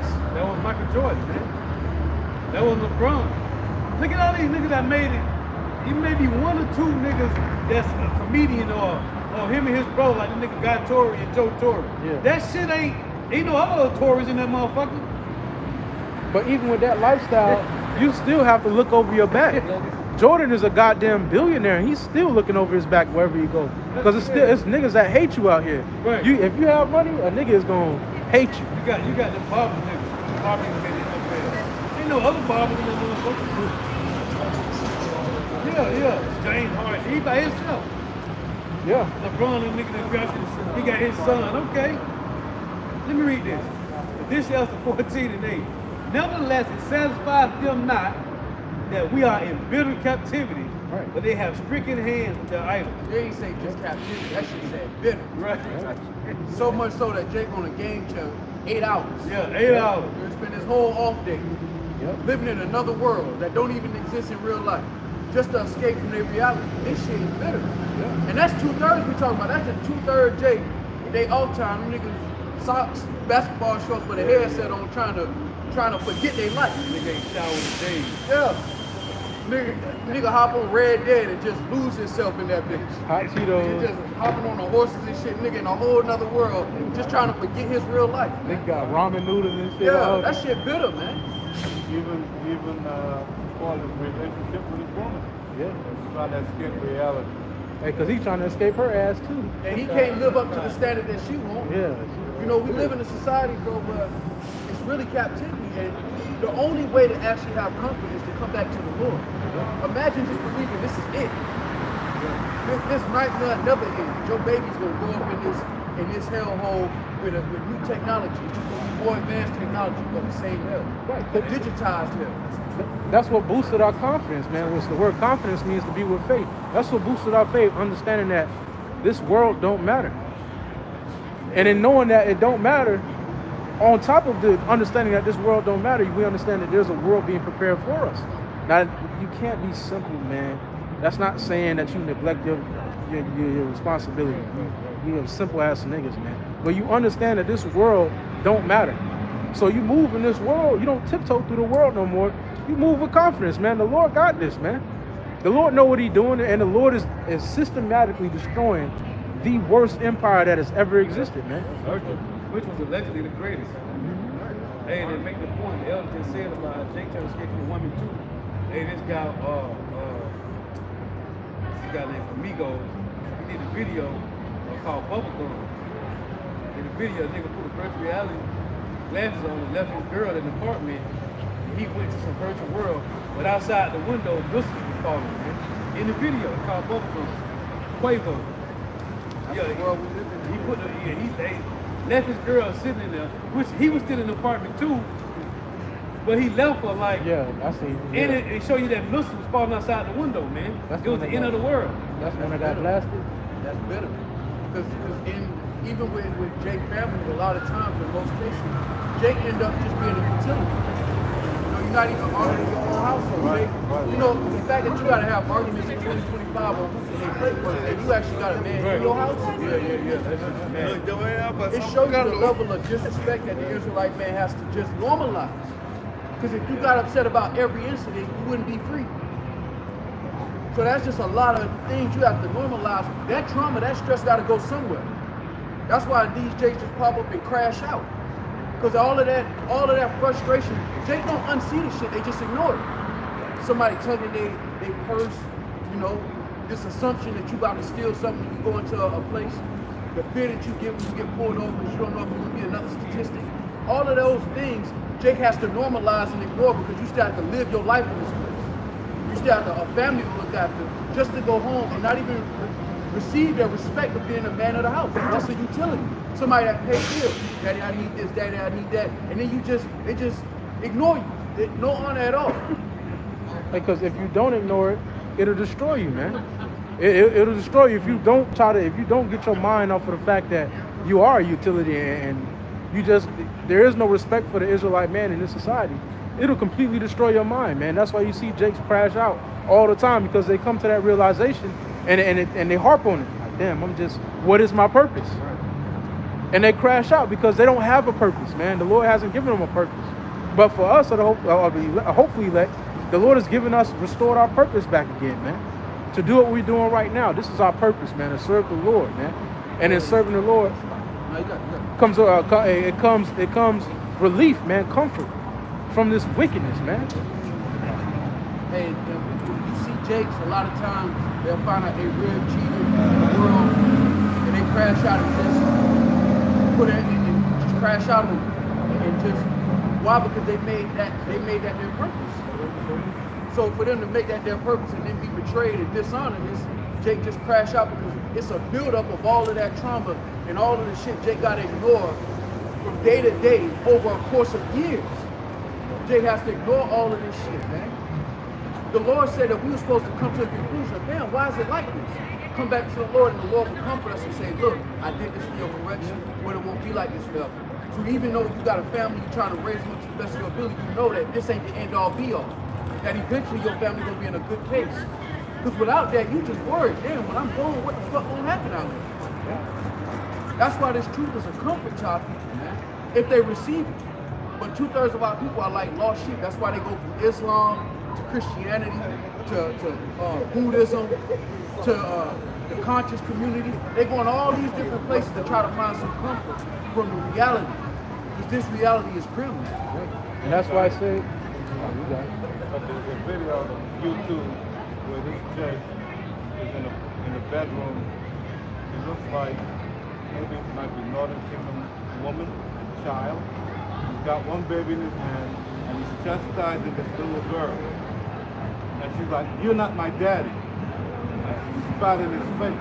yeah, I seen it. And the mom came and did nothing. All she said, "You are grounded for the rest of the week." Baby, you do that dance on, baby. I throw it down some more, keep shaking that ass on, baby. You don't need to go around. This is Jeremiah. Yeah, all this stuff is arguing in his house, right? You the one putting the food on the table. You shouldn't come home to a nagging wife. You should come home to a house that respects that it's a roof over y'all here because of him. We don't live in a society that respects the Israelite man, not even dealing with Israelite women. And the Lord did that so that we would constantly be reminded that this is not our rest. This ain't what you call home. This ain't the place we call home, man. No matter how hard they try to make it, this ain't the place we call home, man. We just passing through this bitch. There's a song that was made by Jim Jackson back in the 70s called Daddy's Home. Right. Hey, I think it was Chris Rock who said, talked about how women and children, they get unconditional love. But men get love under the condition that they provide something. So Jeremiah 13:9. Thus saith the Lord, after this manner will I mar the pride of Judah and the great prince of Jerusalem. This evil people which refuse to hear my words, which walk in their imagination of their heart, and walk after other gods, to serve them and to worship them, shall even be as his girdle, which is good for nothing. I was just gonna say that's why Jake crashes out, is because that's all that Jake has to live for. Jake was brought up believing that his purpose was to please the woman, was to bring up, to be there for his children, provide, and that's it. There's nothing taught about how the children are supposed to revere their father, Right. how the woman is supposed to revere her husband, right? So Jake crashes out because that's his whole world, right? And when his whole world just turns its back on him, he runs out of his wits. His whole world comes crashing down. He just crashes out. He's like, well, I got nothing to live for. My woman don't love me. My children don't love me. But with the truth, we know like that, we're not living for that. We're not living for no woman. We're not even living for no children. You know, it's a beautiful thing to have children, to have a wife. But at the end of the day, we got bigger fish to fry. We have the kingdom to look forward to. We have a duty. That we're living for our duty, and we're not living for no worldly possessions or no people. Hey, so they-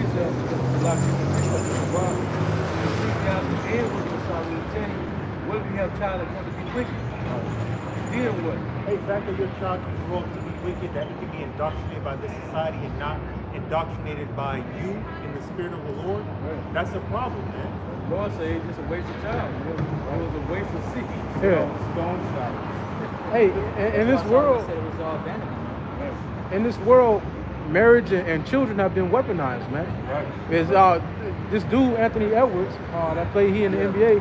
He just won the court case against his baby moms and whatnot, because she was trying to take she basically what do they call that, predator? Yeah, entrapment. She basically entrapped him with a child, or tried to entrap him with a child, and she lost the case, man. She lost the ability to have a case heard in California instead of Georgia. And if She tried to do that. She tried to do that because she wanted to go over her child support. And she basically had to pay for child support. And in Georgia, they said if you waive your rights to the child, you don't have to pay no child support. Yeah, because he waived his cut. He don't want to see the child because she basically had it to get child support. Get money. And that's another snare that Jake think money go fix everything. Then you know, You run into situations like that where you don't know what's real. You don't know who's fucking with you. And then, Hey, that's why women go to All-Star Weekend, man. yeah, They get chosen. yeah, they get told. And then what does that do to that child that's being raised up? That creates another degenerate. Because now she's without a father, and to know that your father don't fuck with you at all, He gonna be a monster. she gonna no, it's a girl. She gonna be She gonna be a monster. she gonna be a monster. She gonna have daddy issues. She gonna grow up to be a monster, a whore in this society, and further drive this society into the rabbit hole, man. Unnatural. This whole society is unnatural. And that's why all of the people in this society are unwell. Everybody's suffering from some Sick. form of mental illness out there. Sick. Well, Because sick. you're living in an unnatural environment. Right. None of this is natural. People have normalized it. That's why all these people have these mental illnesses. They got to go to counseling and therapy because you live in a upside down place. It's not supposed to be like this. Hey, the place where I do my lessons, my live lessons, I noticed that because I'm in a market, like a plaza, and it's a smoke shop right by where I do my lessons. And I noticed that the most traffic is that fucking smoke shop. And people from all walks of life, people that you wouldn't even know, you wouldn't even think smokes or any of that. Dudes in suits, women, all types of women, not just Jake, not just All me, but varieties, all types of people going in and out of that. That gets the most business because they need that damn sedative. They need some sort of medication, something to keep them sane, stress-free, because everybody bugged out. Hey, like you said earlier, because you was talking about earlier about Jake, they're wandering, they're looking for something. Yeah. Now we got the peace of mind, and to land back to brother's point you was making earlier about, because men by nature have a sense of duty, but in this society it's geared towards the wrong thing. You know, men out here serving the women, the children, and then when that fails you, when this world fails you, that's why we see Jake crashing out. You know. Synonym for that word purpose. It's like a synonym for that word purpose is God. And so that's going. So when you make a woman your God, or you make money your God, right? Cars, clothes, money, hoes. When that's your God, and it fails you, that's because listen. Even on concerning Esau, this is why that motherfucker was jumping out of them high rises in the collapse of that society, man. Because they was making money they got. And just keep with the Joneses. It's over. This Isaiah 1 and 2. Hear, O heavens, and give ear, O earth. He's talking to the Israelites. For the Lord hath spoken. I have nourished and brought up children. They have rebelled against me. The ox doeth his owner, and the ass is not for real. For Israel doeth not know, my people doeth not consider. A sinful nation, a people laden with iniquity, a seed of evildoers, children that are corrupted. They have forsaken Yahweh. They have provoked the Holy One of Israel unto anger. They are gone away backward. Why should you be stricken anymore? You will revolt more and more. The whole head is sick, and the whole heart faint. From the sole of the foot even to the head, there is no soundness in it, but wounds and bruises and putrefying sores. They have not been closed, neither bound up, neither modified with ointment. Like the Lord say in the Jeremiah 30, that we have an incurable. He said our wound is grievous, right? Let me read this real quick. Jeremiah chapter 30 and 11. It reads, verse 12. But thus saith Yahweh, thy bruise is incurable, and thy wound is grievous. There is none to plead thy cause, none that thou mayest be bound up. Thou hast no healing medicine. That's why I said Matthew 9 and 12, Yahweh shall the physician, and he coming to those that are sick. The whole head is all Israel's fucking sick, man. And if you don't, hey, if the Lord, Yahweh Bashim Yahushua, don't tap into your ass in these last days, you're gonna stay fucking sick and you're gonna die a grievous death. Even as a nation, there is no cure outside of the Lord. Right? When you look at it on paper, how do you fix Negroes, Latinos, and Native Americans? There is no tangible answer for that. Right? What you give them money, that's putting Band-Aid on a bullet wound. Right. All they're gonna do is buy Cadillacs, Saab, they're gonna buy foreigns, they're gonna make more rap videos, try to, you know, they're gonna spend that money on a bunch of fun. You can't say it's military because, all right, Jake fight, and then what? Where you going? There's no tangible solution outside of Yahweh Shema Shah because the heart is sick. The spirit of our people, that spirit of rebellion has taken hold. That's why 2/3 of our people have to be cut off, like a physician cutting off cancer. The Lord has to remove 2/3 of, because he said the whole head is sick. Like if you imagine our people being a body, you got to get 2/3 of the body, you got to get rid of it for the healthy tissue to grow. We get on 2/3, but at the end of the day, death is the best remedy. Death is the best remedy for him. And like the scriptures say, death is better than a continual sickness.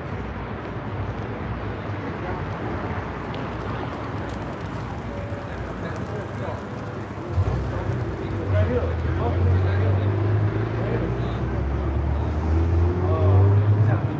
Think about it. So it's done.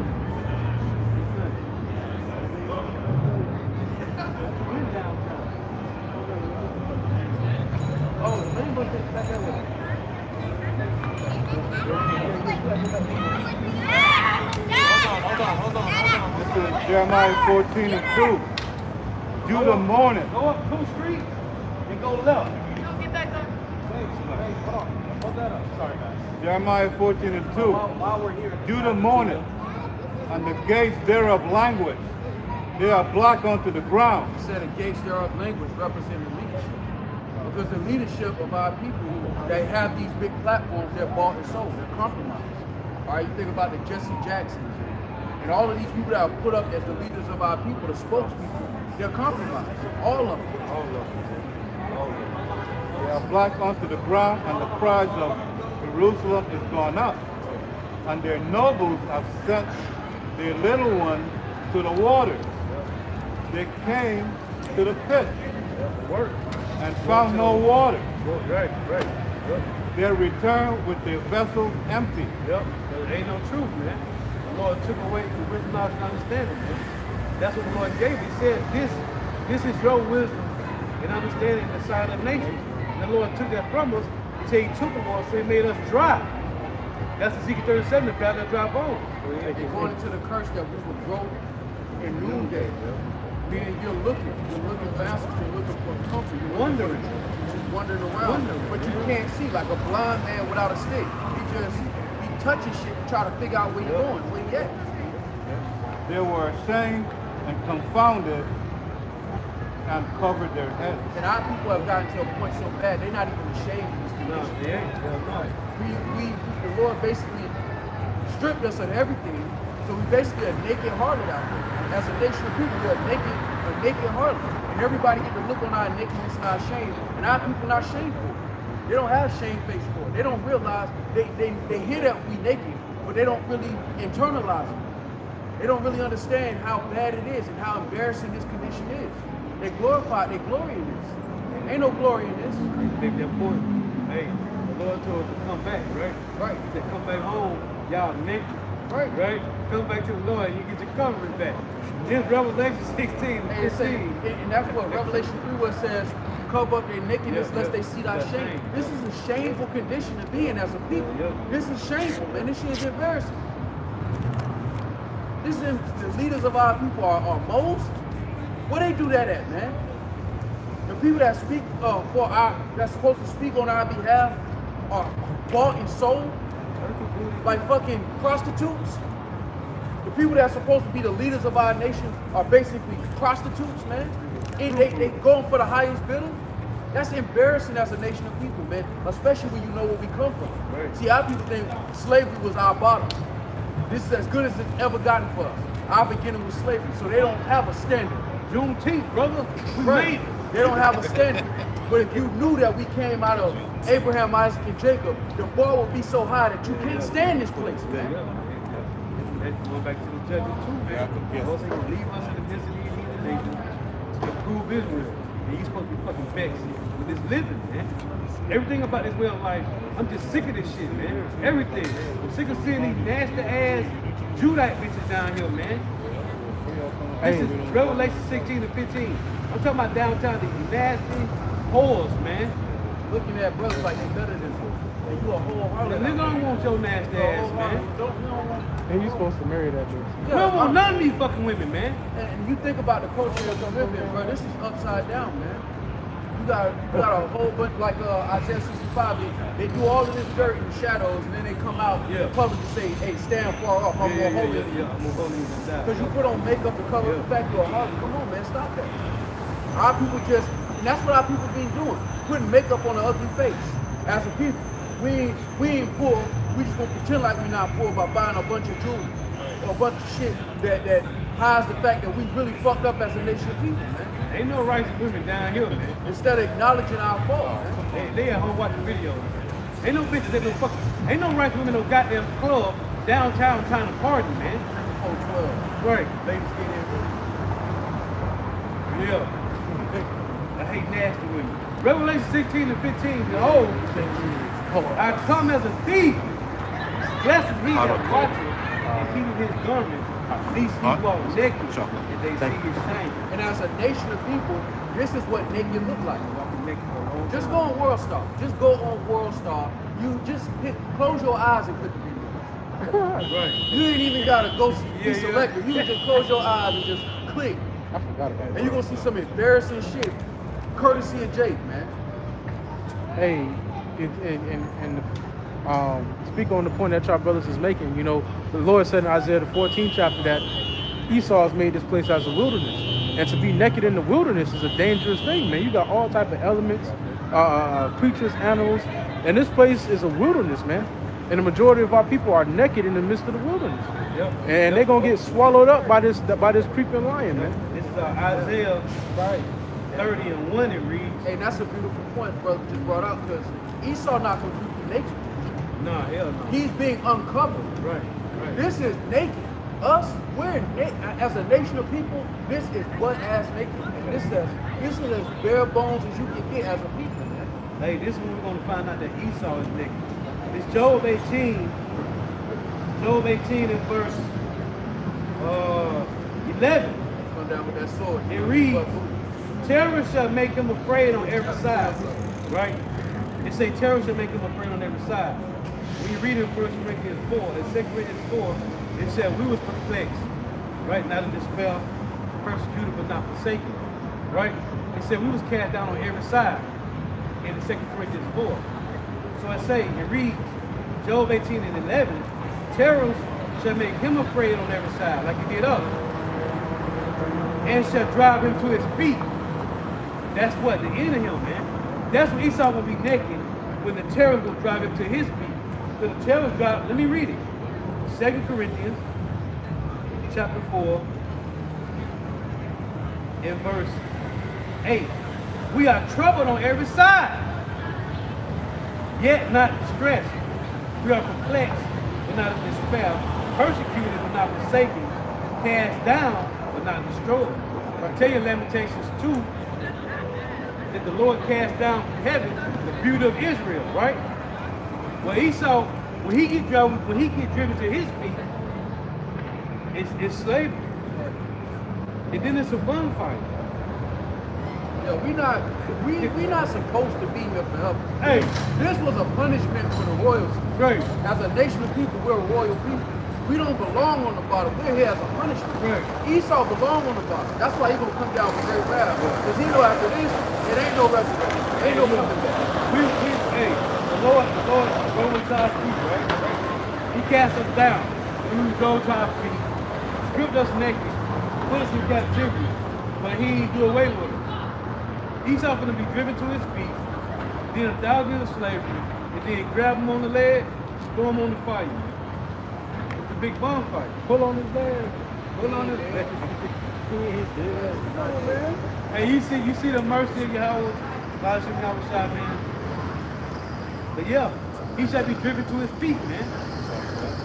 That's the end of it. And like in the beginning, when Jacob held hold of his heel, that's when the saints are gonna take that kingdom, man. Gonna drag his ass down. Let's do it. Let me go back to this. Because in Job 18, it mentions that. Job 18 in verse 9, the jinn shall take him by the heel, and the robber shall prevail against him. Right. Who is the jinn and the robber in this verse? Yahweh Shai. Yahweh Shai. He's the jinn. He's a trap. He's a snare. Didn't it say in Isaiah 8 and 1 Peter 2 that he's a stumbling block?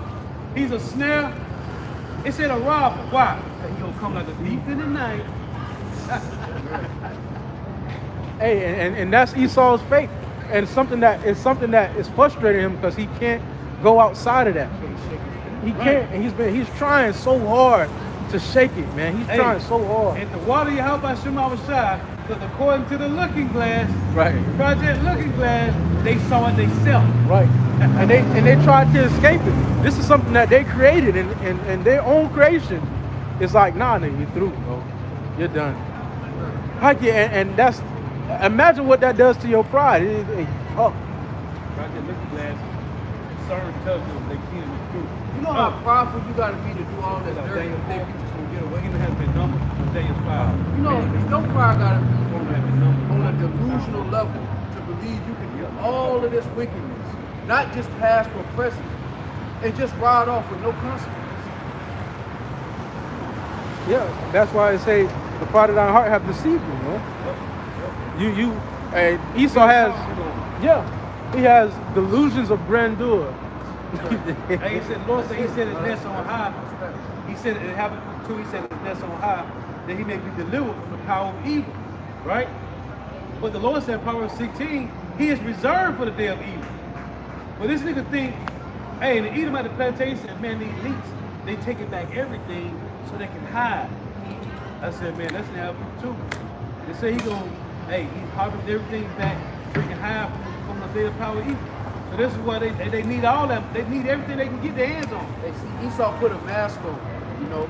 The scriptures talk about that hedge that the Lord put over Cain. And Esau been walking around with a mask on so long, he started believing the mask. He forgot who he was behind it. That's why the average Edom might be offended, like they ain't know they was the devil. We can't take it off. Because they believe this covering cast they put over all nations. On they the good guy in the movie going out and civilize and bring people democracy and we bringing them health care and we doing all this humanitarian aid, we helping people. When low key y'all destroying people, man. And using them for a PR stunt. Yeah, we help those. Low key you just sold drugs. Like the whole war in the Middle East. The heroin sales went up through the roof. They went in there and started putting military men to guard the poppy fields. But told everybody they was giving the Iraqis democracy and freedom. Right. Hey, what is it? This nigga been walking around with a mask on so long, he started believing the mask. Yep. Let me read this for you. Ezekiel 28:5, by thy great wisdom and by thy traffic, as thy increased thy riches, and thy heart is lifted up because of thy riches. And their elites know, in order for them to stay where they at, they gotta still be a criminal. They can't just stop. Because you have on this side, a lot of times the conservatives in particular, the Republicans and the Conservative Party, their idea is let's withdraw from all of these nations. You can't.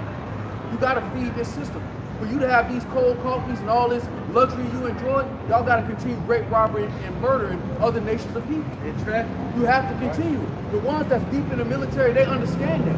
You don't get to stop being an empire because you tired. You gotta keep being wicked. How you start is how you gotta finish. Right. Beautiful, bro. I got one for you. Let me get this real quick. Isaiah 33:1. I'm right here. Telling their elites I'm tired, boss. Man, you better get your strap. Hey, we gotta get to it. That's the only way this system continues. That's why it's known as a beast. You gotta feed this beast. You can't change it. You can't change the diet because you done got tired. Nah, we don't want to slave. I'm tired of killing civilians. But hey, you better get drinking coffee. God damn it, your ass gotta get back in the field. Nah, I've been in that. That wolf want to be domesticated. You don't want raw with him or you want pedigree. You can't be an empire that go vegan.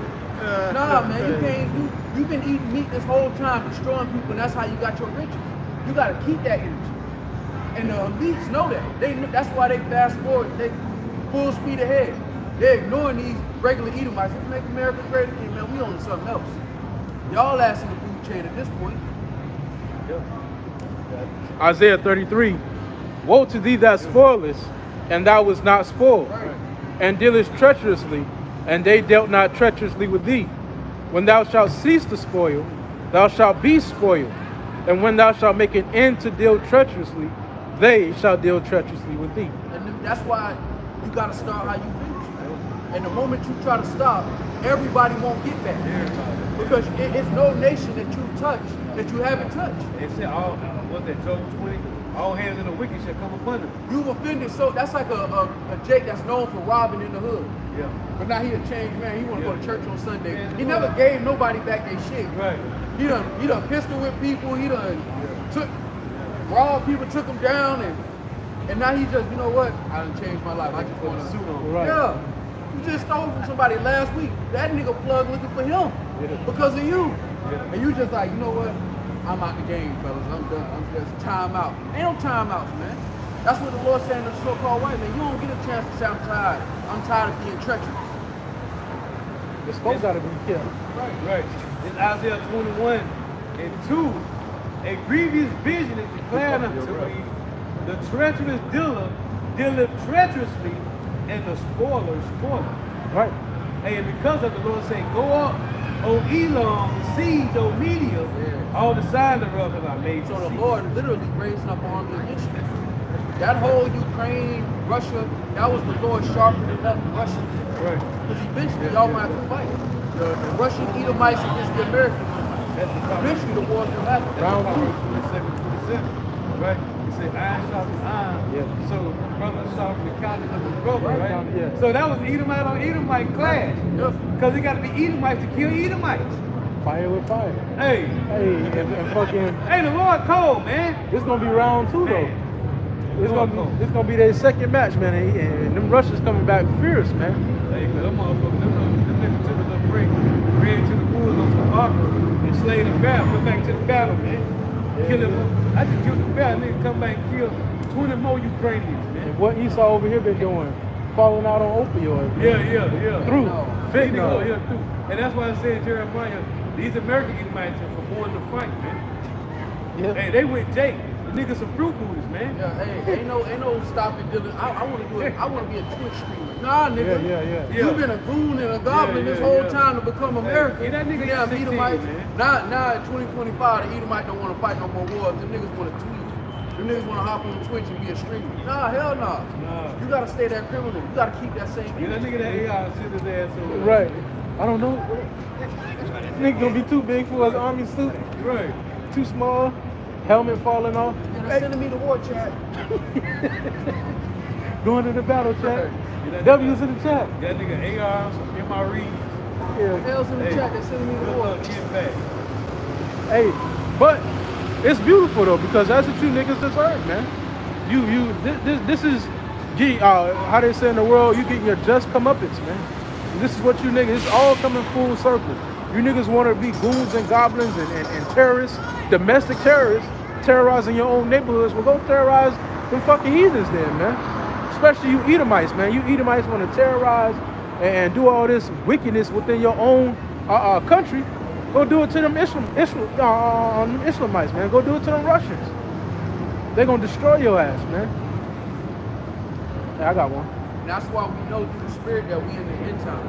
Because the Lord said we would stand up on our feet and exceed a great army. But within that, the Lord also talked about those who would stand up but did not have the breath in them.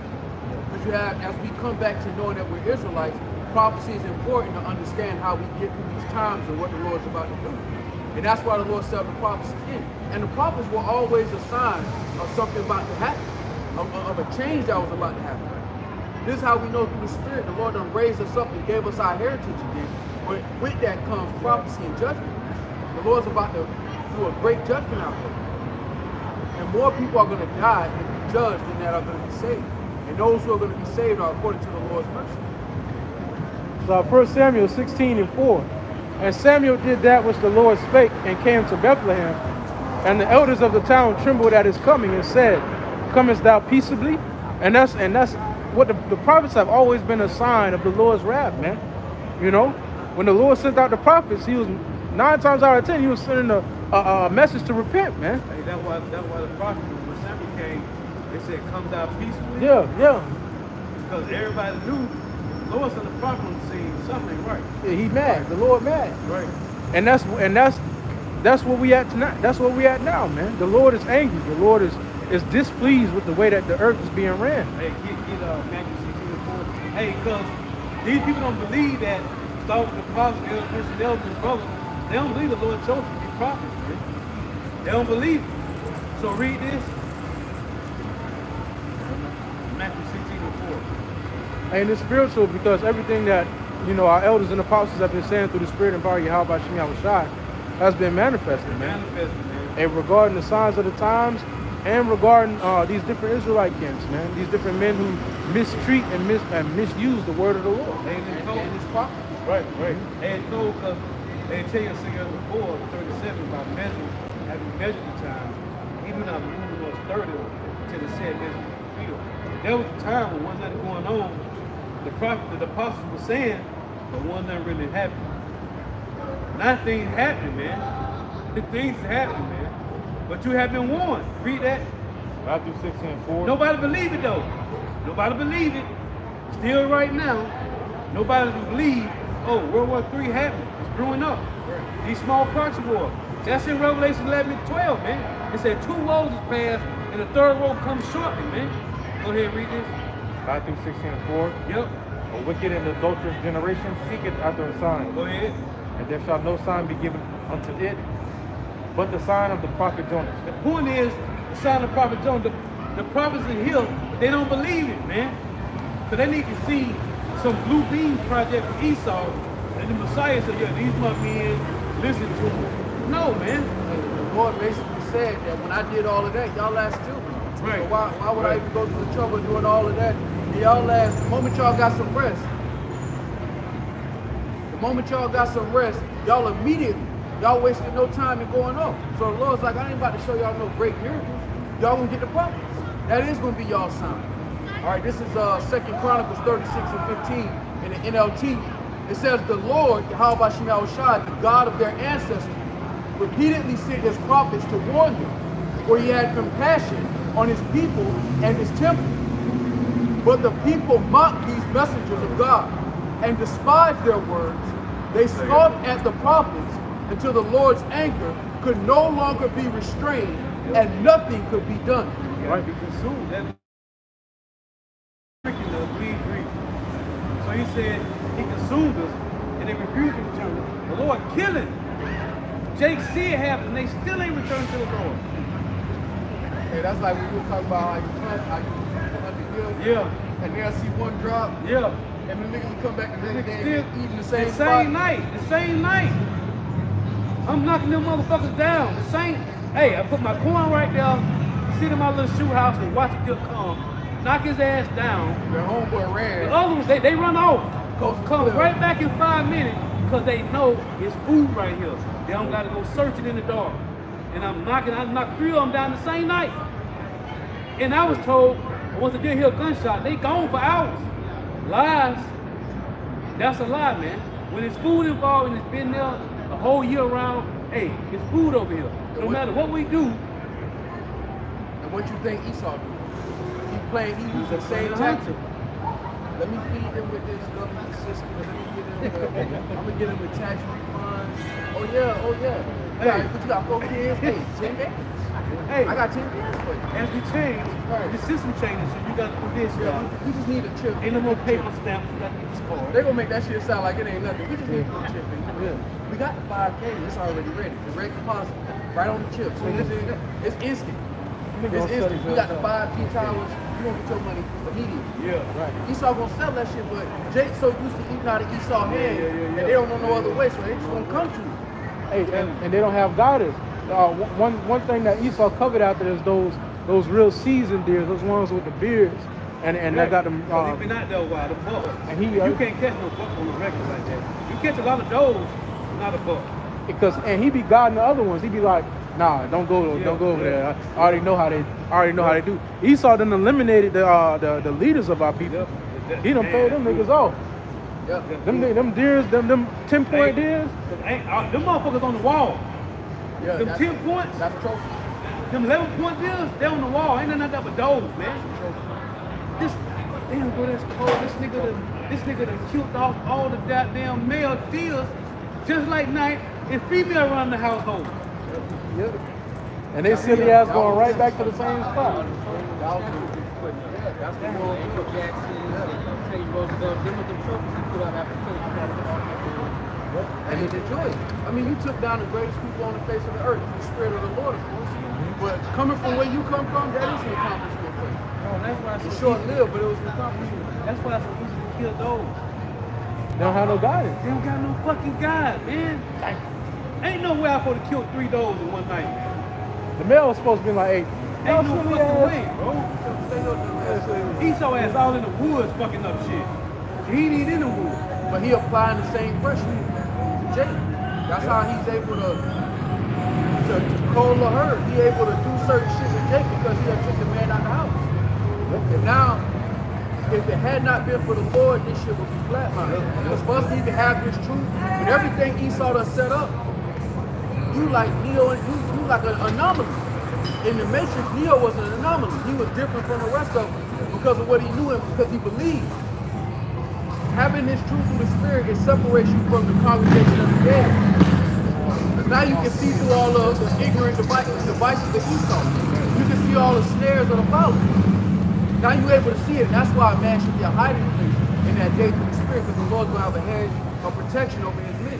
In Psalms 124:1, if it had not been Yahweh who was on our side, now may Israel say. If it had not been Yahweh who was on our side, when men rose up against us, then they had swallowed us up quick when their wrath was kindled against us. Then the waters have overwhelmed us, the stream had gone over our souls. Then the proud waters had gone over our souls. Blessed be Yahweh, who have not given us as a prey to their teeth. Our soul is escaped. And it said, then with the proud waters had overtaken us, man. And Esau is representative of those proud waters, man. Hey, like it says Isaiah 59, it says the enemies are going to come in like a flood. And that's Esau, man. Think about our people without the remedy. You know, without the elect. Just think about our people and where they headed, where their minds is at, where the next generation is going. If the Lord didn't have a remnant that he reserved unto himself, this shit would be over with. You got Jake snorting Percocets, man. Jake on designing drugs. There was a point in time when Jake wouldn't do none of that shit. Now it's just normalized. And it only gets worse.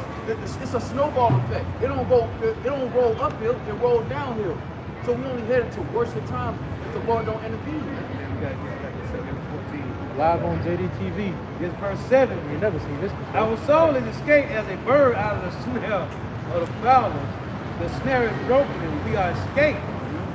That's the Lord broken that the burden of Esau. And being out here on the highways and hedges is really a blessing. Yep. It's a sign of the Lord's power, because nothing that Esau put in front of you made you go away from declaring this truth boldly. Beginning with our apostles who have been doing this for decades. That's the Lord giving you the spirit to do that. Hey, get that with me, Psalm 15. That 12 and 15. I will help us in the name of Yahweh, or Hashem Yahweh Shah, who made heaven and earth. Hey, so the Lord ain't giving the remnant over to these people. Then, you know, the Lord said he made an oath to David that his seed shall be forever, man. Think you got that? Oh, let me read that too for spirit. Mark 3:27. Yep, going to this fucking devil, man. I'm just thinking about how, man. Go ahead. That's why the scripture say the truth shall make you free. Esau done set it up where it ain't no way you can go where he can't track you. Outside of this truth, this is a realm that he's not familiar with. He's not comfortable with. That's cold, but now the Lord has made it way. No way he can go at. He on his fucking judgment, man. Not fact. Hold on. Hold on. Job, chapter 21. You read this. Job 21 in verse 28. Or 27. Behold, I know your thoughts and the devices which you wrongfully imagine against me. For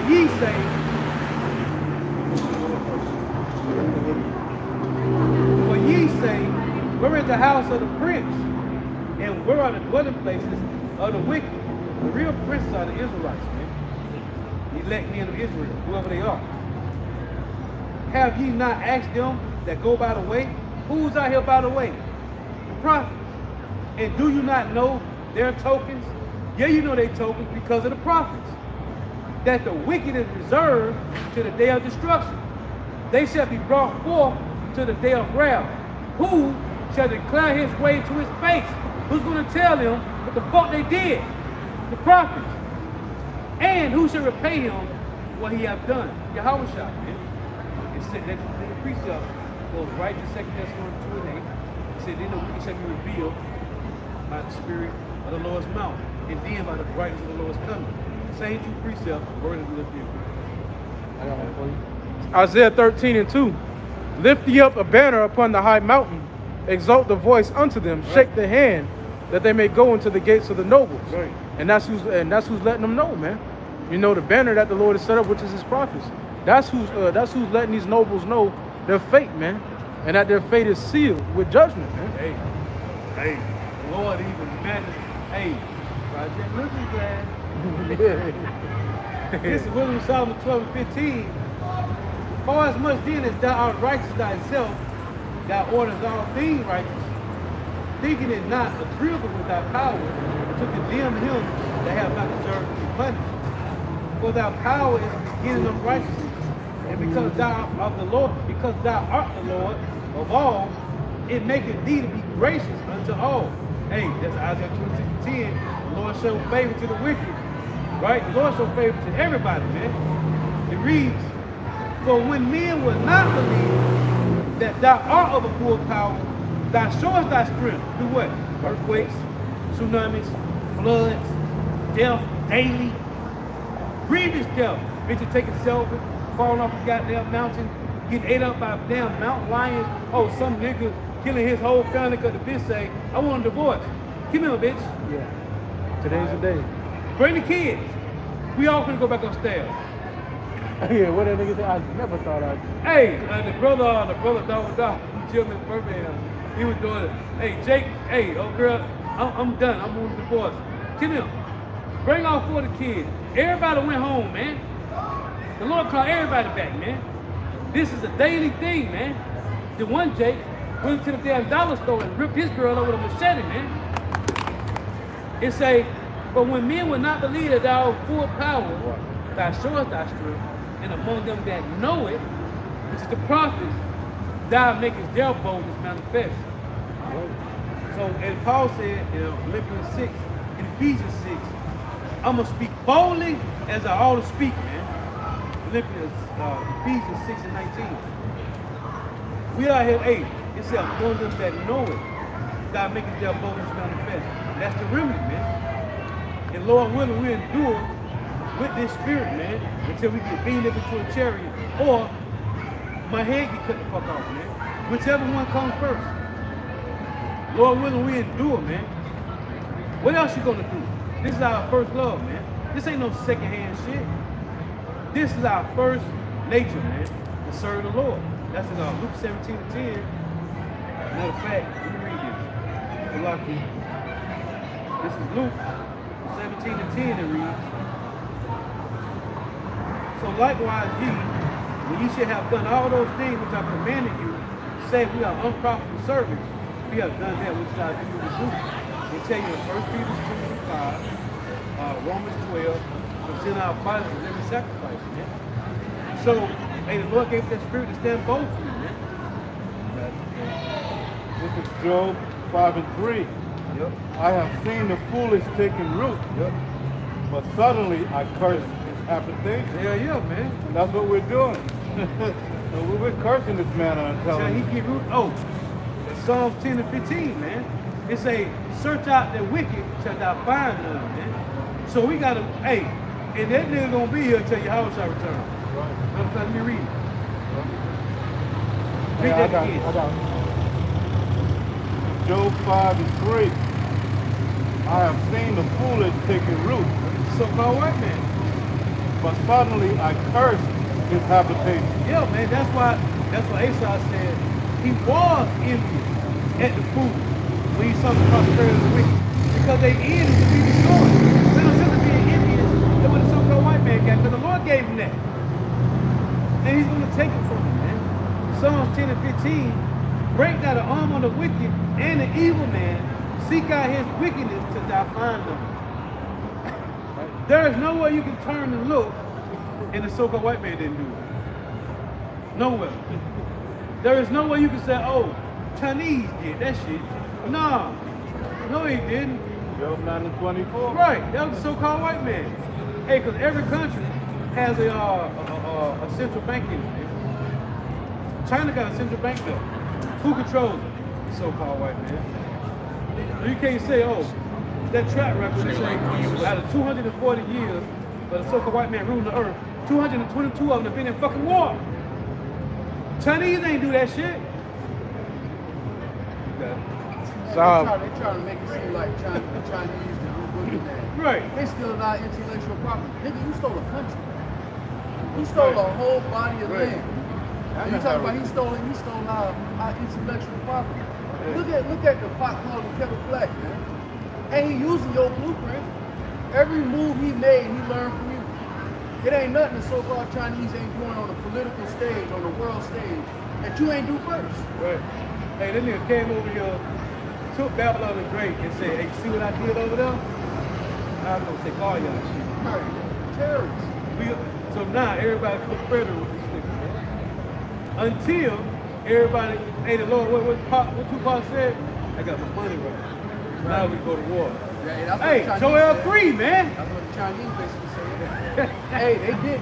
Matter of fact, earlier this week, China made a statement from their U.S. embassy. And they said if the U.S. want war, whether it be a tariff war, a trade war, or any other type of war, China will fight until the end. That's what they said from their embassy. That's a Tonka proverb. That's a Habakkuk too, man. Them niggas wouldn't have said that 100 years ago. Hell no. But they wouldn't have said no shit like that. Tariffs and trade was usually lead to world war. Right. It's called economic warfare, man. America playing economic warfare with everybody, man. And Yahweh Bashim Yahushua is playing economic warfare with America. Through the elites. Yeah, man. And Joel 3, that's what Park said, I got my money right now, we can go to war. The Lord said, beat your plowshare in the sword and your pruning hooks in the spears, man. See, their pride has deceived them because they think that they can't be touched. Right. Like Isaiah 47 says, they don't think that they will see the loss of children. They think that they never gonna go in the widowhood. And that goes into the phrase that the brother brought out earlier this week, delusions of grandeur. All right, now when you go into what that means, a delusion.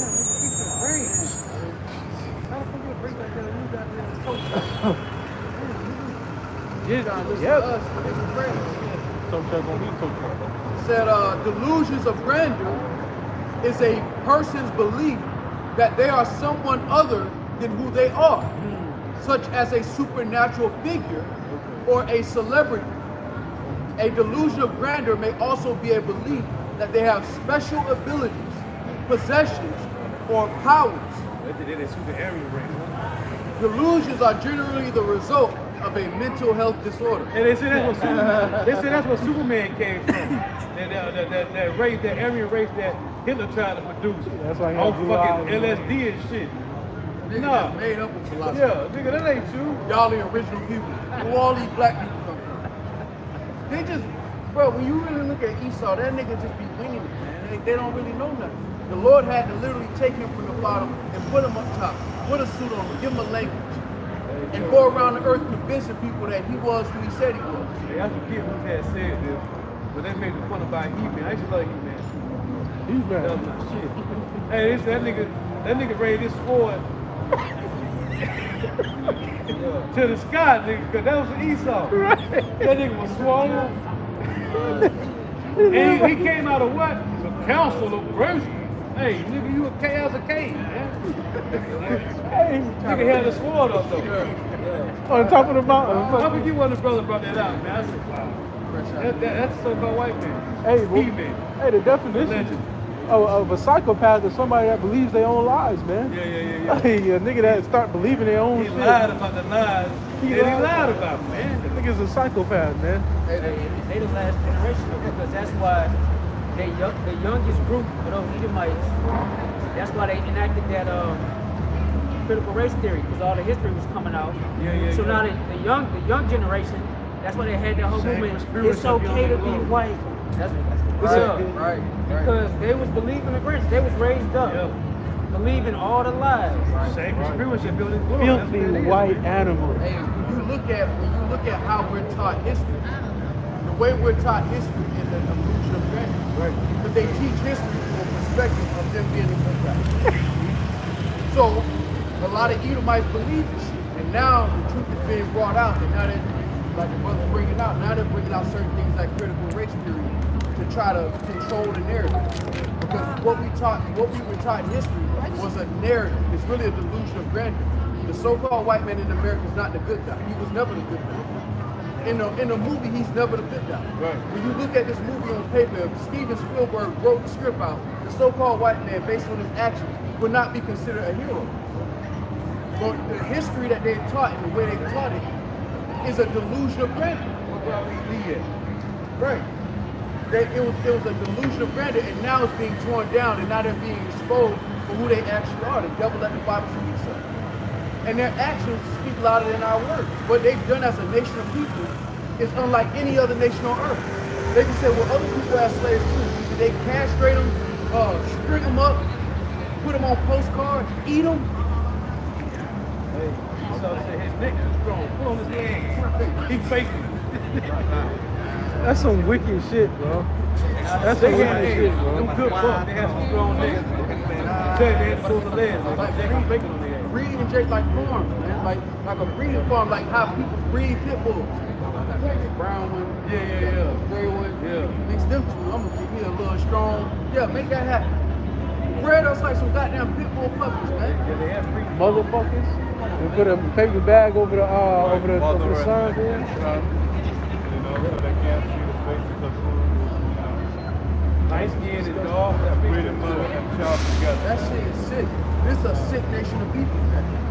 And then they try to shame you into not telling the truth about what they've done on the earth. They was proud enough to put it in the books. Now when you read it, now you consider racist. Right. You tell them about their own history that they wrote in their own books. And they're, oh, that's racist. That's hate. What you did was say, these are words. That you wrote. And it's the same shit that Esau's doing today. Who was that? Texas? Was that last year that Texas took out a whole bunch of history books? Talking about they weren't going to teach slavery no more. First they tried to make it sound like we was indentured servants. But they don't want their children to be traumatized by the sins of their fathers. It's your history. They're talking about critical race theory. We don't want to teach people that they're victims. This is what you did as a nation of people. That's like going to Germany and saying, you know what? We're just going to change how the Nazis are viewed in the education system in Germany. That's the same equivalent to critical race theory in America. With that whole DEI thing, they doubled down on it. If you look at what groups your boy Orange Man was targeting on what to remove out of the education system, or out of those protected classes, if you will. Our history came up in that. Right, Muslim Solomon too, man. He said the enemy of their education. You want to teach you that he did you a favor. Stop that. That's what he basically been trying to change the whole education system and is basically saying slavery was a favor. They did y'all, they helped us out. They looked out for us with that. That's basically how they trying to change the narrative. Somebody say this, and something wrong with you trying to seek freedom. You're sick because you're trying to get free. And the reason, Because they civilized us for melanated savage. and the reason why he's trying this blatant, the reason why he's so bold with it is because it's worked before. This is not nothing that he's trying as new. He did it with the re-education camps with Gad and Reuben, man.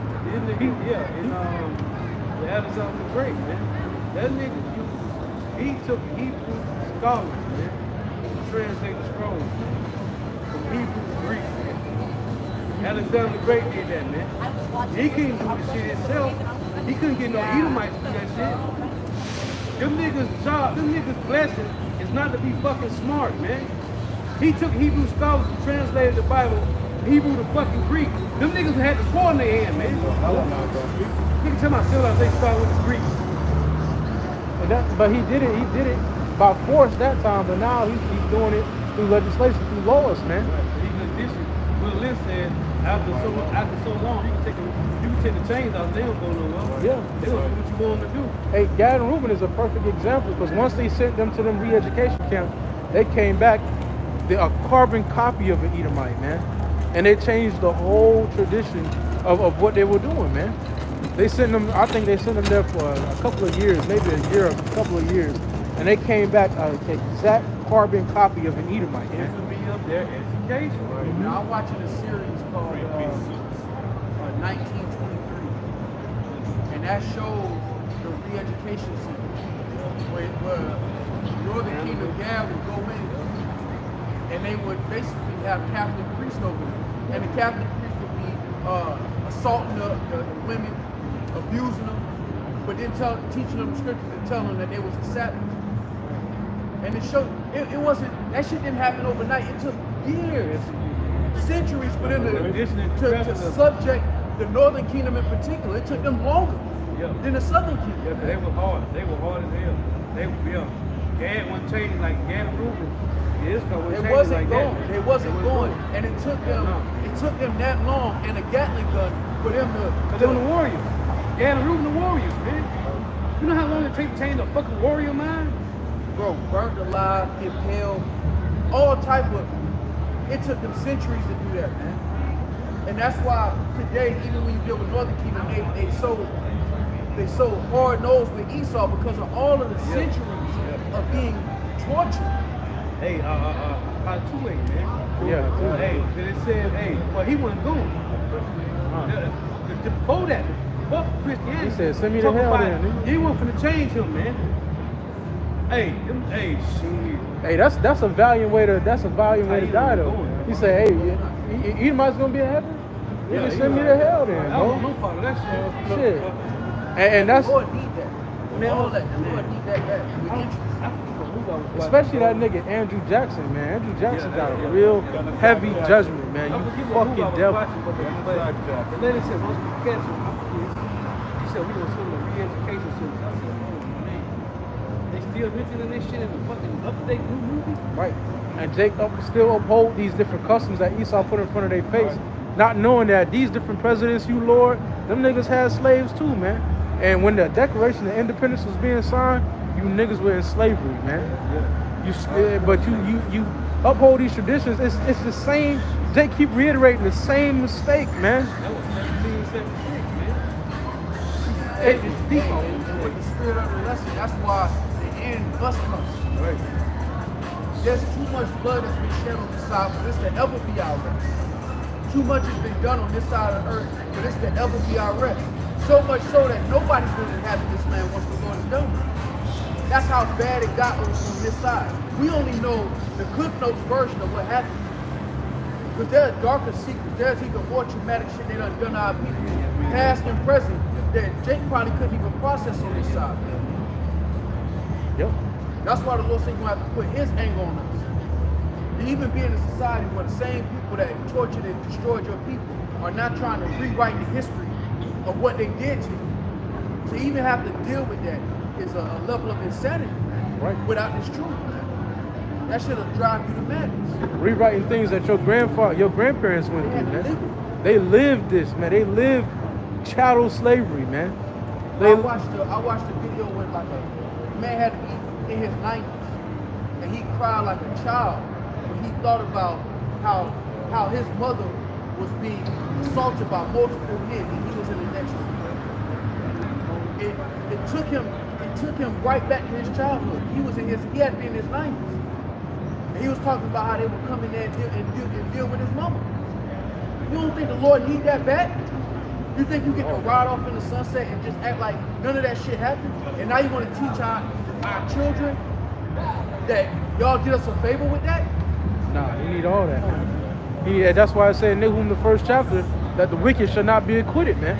You're not gonna go unscathed. All this shit that you're trying to do to alleviate your shame, it's not gonna work, man. Because the remnant remembers. First, hey, to hell with 2/3, man. You could bribe them, but the remnant is gonna remember, and even more importantly, Yahweh Shai remembers, man. And Yahweh Shai is not gonna let it slide, man.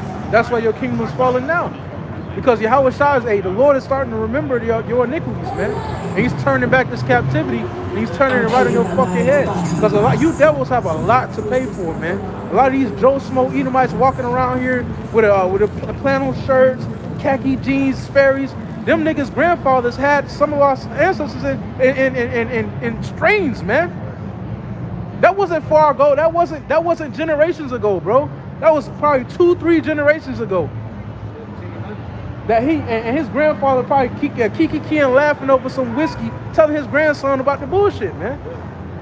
And he walking around here like he cool. Oh yeah, I love you, brother. Right. Fuck all that, man. I love Kendrick. I couldn't, man. To hell with that, man. That's why, you can't give us no reparations. We don't want no money. We don't want no land, no 40 acre, no mule. Fuck that. We want Yahweh Shai to return and give true justice and judgment, man. That's why we welcome him. Because we understand that whatever we thought before we had this truth, whatever you imagine, somebody just asked you, how you want your life to go? All the shit you named would have involved the so-called white man still being in power. It would involve the so-called white man still having that bragging right of saying, I did this to y'all and y'all can't do shit about it. There's no rest in that. A lot of people think that our problem is financial. It's a whole set of problems in that tax bracket too. And the curses that it follow you there too, man. We need a new heaven and a new earth where it was righteousness. Having to suffer this man living over us is vexation. Money don't change it. It really make it worse. Now you really gotta sit down and deal and shake hands and really get involved with it. Hey, this is Jeremiah 51:25. My people, go ye out of the midst of earth, and deliver ye every man his soul from the fierce anger of Yahweh, and lease your heart faint, and ye fear for the rumor that shall be heard in the land. A rumor shall both come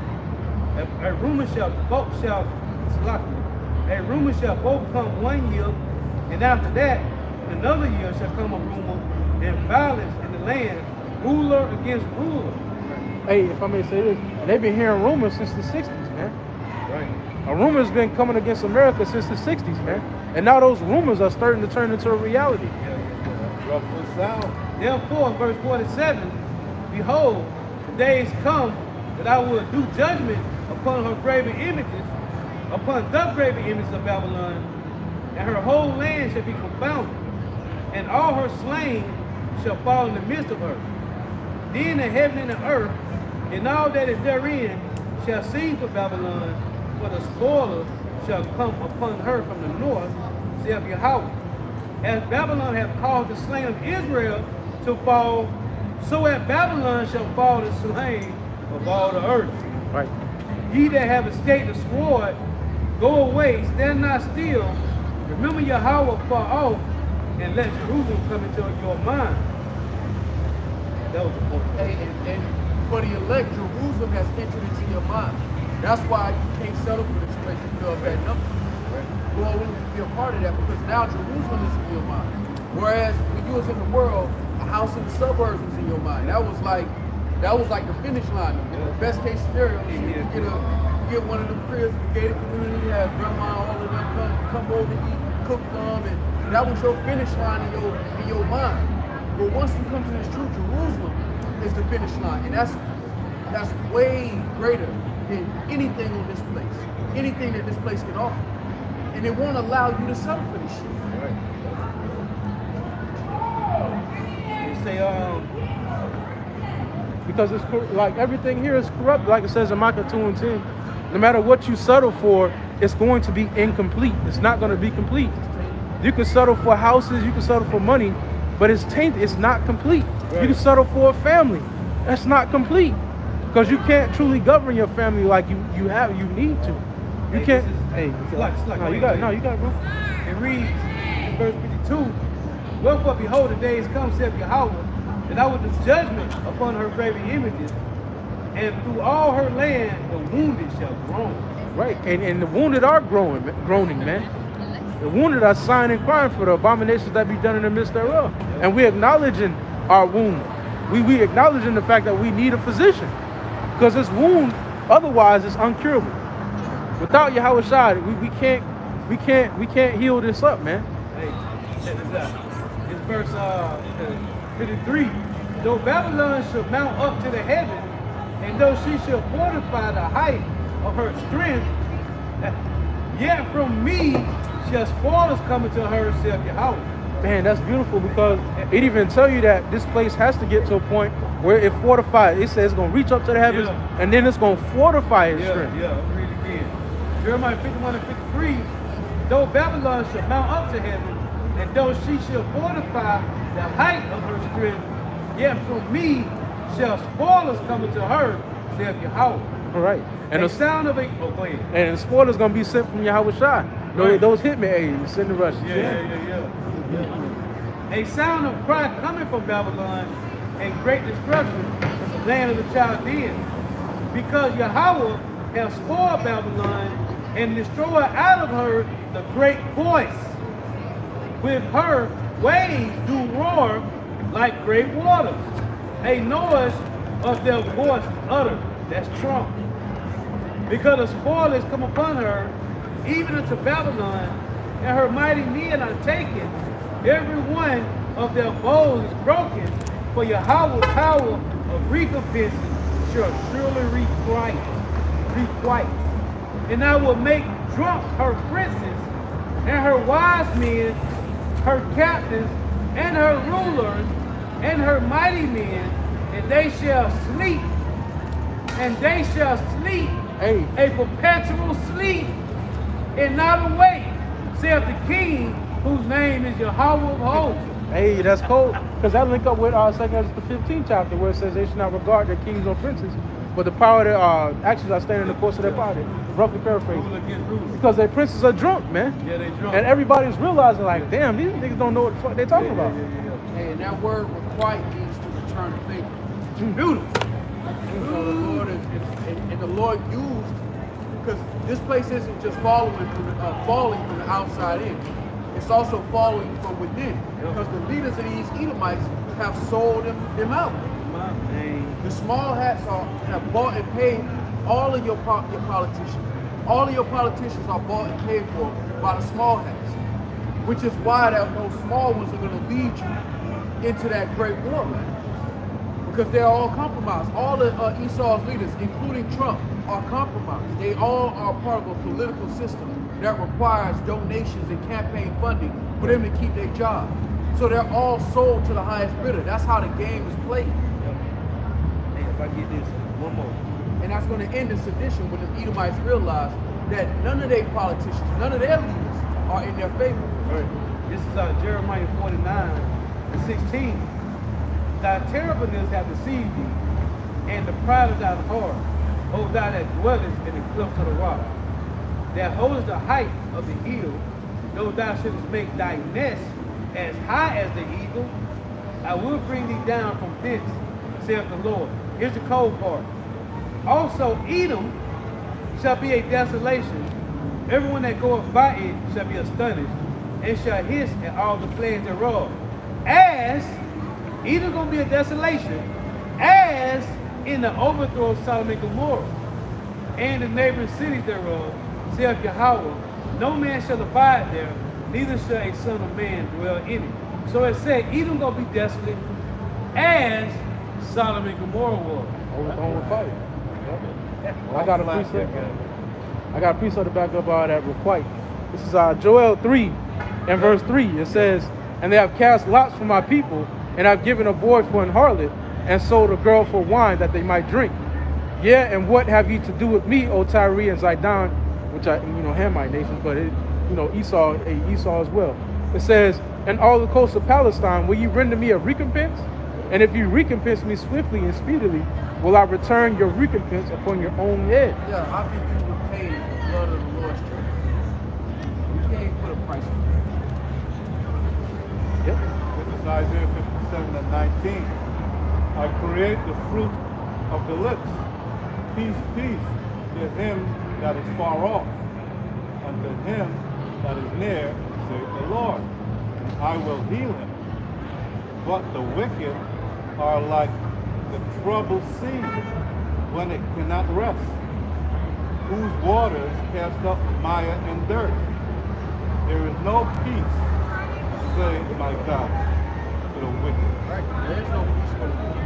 Only thing that's waiting for Esau and these other nations is judgment. Because the deed is done, and the bill is due. You can't repay the Lord back outside of judgment. There's no repayment. You can't give the Lord money for what you've done. The scripture say the Lord is not mocked. What a man soweth, that shall he also reap. But what they don't tell you is that the Lord deals with nations concerning judgment as well. It's not just men on a personal level. It's also how the Lord deals with nations. What a nation sows, they shall also reap. This is why we all went into captivity. The elect and two-thirds. Because we went into a national judgment. Now it's a national consequence. Esau's about to receive a national consequence. And the Lord said to the prophets to tell him that you're not going to win World War III, that you're not going to rise out of this financial crisis, and because you invested in Bitcoin, you're going to be a trillionaire. Or you hoarded gold, so when the financial crisis happens, you're going to come up. Nah, man, this shit ends for you. This is the end of the road. Hey, that's why I said, Habakkuk 2, that he said his nest on high, he may be delivered from the power of evil, man. And the Edomites in the plantation, after 1929 crash, the elites went to hid, man. Hey, but you gotta think, during it crashed in 1929, and then in the 1930s, that's when FDR took them off the gold standard, meaning you can't exchange your money for gold. And that's not to be confused with what Nixon did in 1971. Yeah. He basically said, look, all these countries that gave me their gold, you can't get it back. That world reserve currency, of you being able to get your gold back for dollars, you can't do that no more. But the gold standard, the nation of America came off the gold standard in the 1930s, and that was by FDR. And that was something that Libya was setting up, and that's why they destroyed that nigga Gaddafi, because he was going on the gold standard and backing up his money with resources, man. But Esau wasn't having none of that, man. So that'll bankrupt a country like America. Your whole system built off fiat. Let's say, matter of fact, somebody look up the price of gold in dollars. An ounce of gold. If your money is backed by gold, this is how much dollars it will be worth. Which is why they had to kill Gaddafi. This Job, Hosea 12:3. This is the end of Esau. He took his brother by the heel in the womb, and by his strength he had power with Yahweh by his shot. So it says, hey, Jacob took his brother by the heel. And they tell you when you read in Numbers 24, it says, out of Jacob shall come he that shall have dominion. The rest shall start shall rise out of Jacob. What happened? So he shall have dominion. We're leaving. So when it says, he took his brother by the heel in the womb, and by his strength he had power with God. So that's right at the end of Esau, right? It shows you that Jacob is immediately after that. Once Esau falls, it's Jacob's turn to rule. And that was the blessing that Jacob received from his forefather Isaac, to have that rulership and that dominion. it says, as of March 8th, 2025, the price of 1 ounce of gold in US dollars was $2,923.89. Now imagine them having gold, turning their money and being backed by gold. Their currency would be so much more valuable than the American dollar. The only thing that kept the American dollar afloat like this was the petrodollar. The agreement that the Saudis would only sell their oil in dollars. So if China wanted oil, they had to convert it to dollars and then get oil. And America got to stay on top because of that processing. It's like credit cards. You go to the ATM, you got to pay $2.99, pull out your $40, $60. Imagine that with countries. That's what the world reserve currency gives you the power to do. When you transfer your money into their currency, your currency is weaker, so now you got to pay more money just to buy the oil. Whereas America, all they got to do is print the dollars and give it to the Saudis, and it's accepted. A bag of brown sugar still be 5 cents right now. So that was their way of theft. That was how they exported their debt.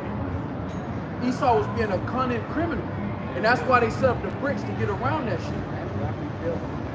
But now through the Spirit, because they didn't, as the scripture say in Isaiah the 24th chapter, they forsook the law, statutes, and commandments, and now the earth is defiled. because they don't deal with just weights and just balances. This is the natural consequence of having a fiat currency and not having just weights and just balances. Hey, that's why I did a lesson some months ago. And one of you brothers looked up the article, I forget how it's worded. But Putin said if you want real values and leave the Western mindset, he said come to Russia. I did a lesson on it. I forget how it's worded. I can't put it up. And that goes in Ezekiel 38 of prepare thyself to get guard unto. Right. That's right. basically Russia, they got their cars in line and now they saying, look, hey, come join us. You don't want to dance all in the music videos. You don't want him telling you how to vote in the UN and the EU. You don't want him giving you loans and then telling you that you got to have a Mo community or you got to teach them the Mo morality. If you don't want none of that, come to death row. That's what the Russians are basically saying. Yeah. We're a better option. Hey, this is what Putin said. Quote the date. See the date on it. See the date. August 19, 2024. I did a lesson on it. Damn, that's crazy. Hey, call like y'all about to go ahead. Putin has decided that Russia is going to be a safe haven for people who want to trade liberal Western ways for Russian moral values. Why does he say liberal Western ways? Because when he say, hey, this nigga ain't liberal, man, give me that. Is it Isaiah 32? Yeah. Yeah. Read that one more time, huh? He said, hey, who is he talking to? The other nation that's joining BRICS. Hey, come to death row, man. We got you. What the Lord is doing, he gave these nations another Edomite, a better choice of Edom. Hey, before the world ends, we'll give you a better Edomite to cling to. And they don't have an option. Right. They don't have an option because it's they either give it to Russians and at least they ain't gotta do what them niggas say. Right. At least Russia ain't gonna tell you what to do with your country. And he probably gives them S-400. Or they can stay with America and still lose. So they ain't really got those are two. That's the worst, the better of the worst. That's the Lord code, man. You want justice and judgment. Read one more time, huh? Putin has decided that Russia is going to be a safe haven for people who want to trade liberal Western ways for Russian moral values. See that, man? That's Ezekiel 38, man. Can't make this shit up. Why would he say that? Because the Lord said, you the guard. So read that. What you got it? Ezekiel 32:5. Yeah. The wrong person shall be no more called liberal. See, who said, hey man, he said the Western liberal values, morals. Ain't no morals in America. They gone. They over there in Russia now. China got the morals now, allegedly. America don't got it, man. Motherfuckers over here shitting in the street. At the stoplight, shitting in the street while traffic going, man. And they're not allowing that morality and all these None women of that. control over there in Russia. They're more traditional. Right. They're not attacking the family unit. And that's something that between Russia and China they both have in common. Right. Wanting their people to have strong family units. There's no strong family units in America because that's not the vibration that they push out. That's when they talk about liberal, really liberal is just wickedness with a big fancy word. Right. Because it's completely opposite of having strong families, having tradition. It's saying, look, we don't gotta do that no more. We can just live, and that's Sodom and Gomorrah 2.0. Hey, because Saudi Arabia ain't with that shit. They over there killing motherfuckers for that shit. In the stadiums. Yeah. Put your ass on the bulldozer. Hang you for everybody to see. Yeah. Hey, Ham them ain't with that shit. You know, them some nasty motherfuckers. They're the creators. The original. But them leaders over there, Africa ain't with that shit America with, man. And they started that shit. They're not going for no adultery. They're not going for. Hey, that's why Putin, that was the Lord put the spirit on Putin. Say that, man. You know what's called though? He destroyed the family unit. But over here, he's biting them in the head because his numbers of the Edomites dropping, man. Women is down. Hey, And that go back to where it said you will be made small amongst the heathen. That's why they're trying to do a 180 in the fourth quarter. But that liberalism was really supposed to take the Jake numbers, take y'all numbers down, and keep y'all in control. But it started bleeding over into their own people. Now they got to go 180 because they women give abortions and shit now. They women saying, look, well, I don't want to get married. I don't want no family unit. I don't want to have kids. They family starting to do that shit, and they numbers is low. That's why JD Vance and Trump, they're all coming with this return to tradition, because they numbers is low. And that's why the brother read earlier, he said the young ones forbid to fight, man. Because them niggas don't want to, they don't want to fight, man. Like bro said, they want to be Twitch streamers, man. They want to be on internet sensation. It's easy to make money on the internet, man.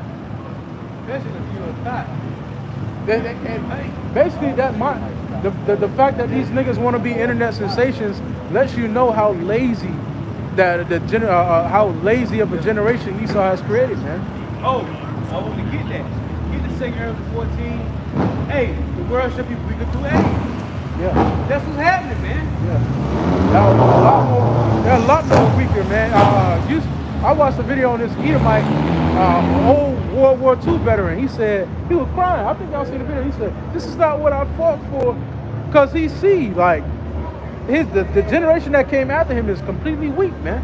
They weak-minded. He met all them Shedemites linking up with Jake, popping out the Jake babies, man. Shit.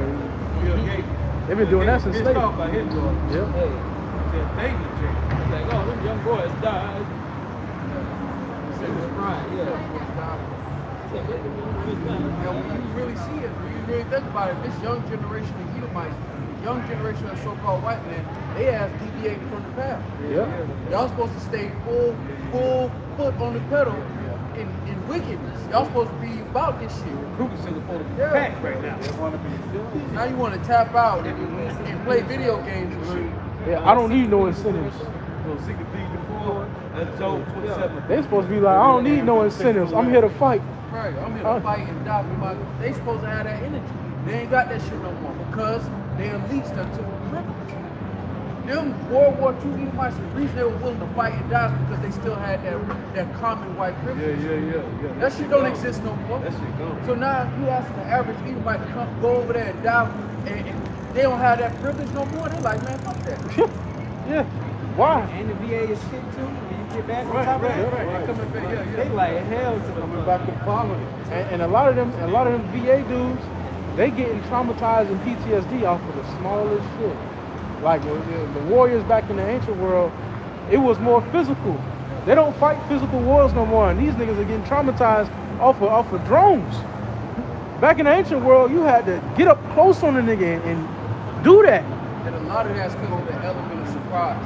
In the ancient world, you saw your enemy. Even if you got ambushed, it was a bunch of yelling. If you got to your sword to quick shoot. Niggas just waking up and shit going black. Niggas just wake up 3 weeks later. Like, what happened? I don't know. Back in modern warfare, well, ancient warfare, you were safe in Yeah, you saw your enemies coming. You saw them now, you're in a drenching. They grown. dealing with the drones. You You might hear a buzz, we hear a buzz, and your head set in black. You just hear a buzz, and like, you hear that? Black. Movie over. This is a quote from G. Michael Hawk. Hard times create strong men. Strong men create good times. Good times create weak men, and weak men create hard times. Right, Esau's created good times for the youth of his nation, which has in turn made them weak, man. They soft. They like women. The whole even when they went into World War II and the whole feminist agenda came into play, and the women started going into the workforce and wearing pants and doing all these things. That was a testament right then and there that the generation was getting weaker, man. And now we've reached it to where these Edomite women completely dominate these Edomite men, man. And the majority of society for that fact. And the nation has become weak. The average Edomite man is a metrosexual, man. At best. And we get on Esau's ass, but at one point Esau was a warrior. At one point. Yeah. Yep. A cunning Ain't hunter. deny that. A man of the field. Now these niggas is man of the computer, man. Second Edges 14. Start at 14. Can I read 10? Go ahead. Second Edges 10. Second Edges 14 and 10. For the world hath lost his youth, and the times begin to wax old. Yeah, grapes as big as damn basketball. Well, a cluster of grapes had to be carried by 2 men. To now, a cluster of grapes can fit in one hand. You can hold a picture with your fucking finger. Which shows you, man, we can't even imagine how the world was in the time of Adam. When the earth was in its youth. That's like, it's comparable to a woman. Like a woman when she's in her the beginning of her fertile stages, she's able to produce the strongest seeds. Because her body is healthy, she's able to produce the strongest offspring in the beginning of her fertility stages, not towards the end. The closer she gets to the end, that's when you start having trouble pregnancy. Because those eggs are old. You know, that's the eggs are old. Even with farmland, if the soil not good, it don't matter if you put a strong seed in it. If the soil ain't right. Hey, that's where you get them LeBrons and all them super huge athletes because they had their children super young, man. With the dad, he end up being older. Like I think with LeBron, don't quote me on it, but I think his mama was a teenager, and then his father wasn't the same age as his mother. He was older. I don't know how much older, but he was older. But it shows you that when they're in those beginning stages of their fertility, they give forth the strongest children. That's why the scriptures talk about it wasn't no teenage years. You didn't have a teenage years in ancient. You went from your father's house, and if you were a man, to your own household. So you went from being a child to having responsibility. There wasn't no in between. And like for women, you went from serving your father to serving your husband. There was no in between. And through that, you build a strong nation of people. Strong nations of people are not built with teenage years. With years of no responsibility and no contribution to society. Hey, Jake grabbed a grape. Eat one grape, the other grape grabbed and make wine. Yeah. Tip. The finest wine too. The other grape you leave on the vine for the homeless. Yeah. No need for trace minerals because all of your nutrients were in the food. You didn't need supplements. You didn't even need an industry of supplements. You ate a balanced diet and it would cover all of your bases. The Lord made all of the things that we need out of the earth. He already made it. I was making that point lesson a while ago. I was making that point lesson a while ago.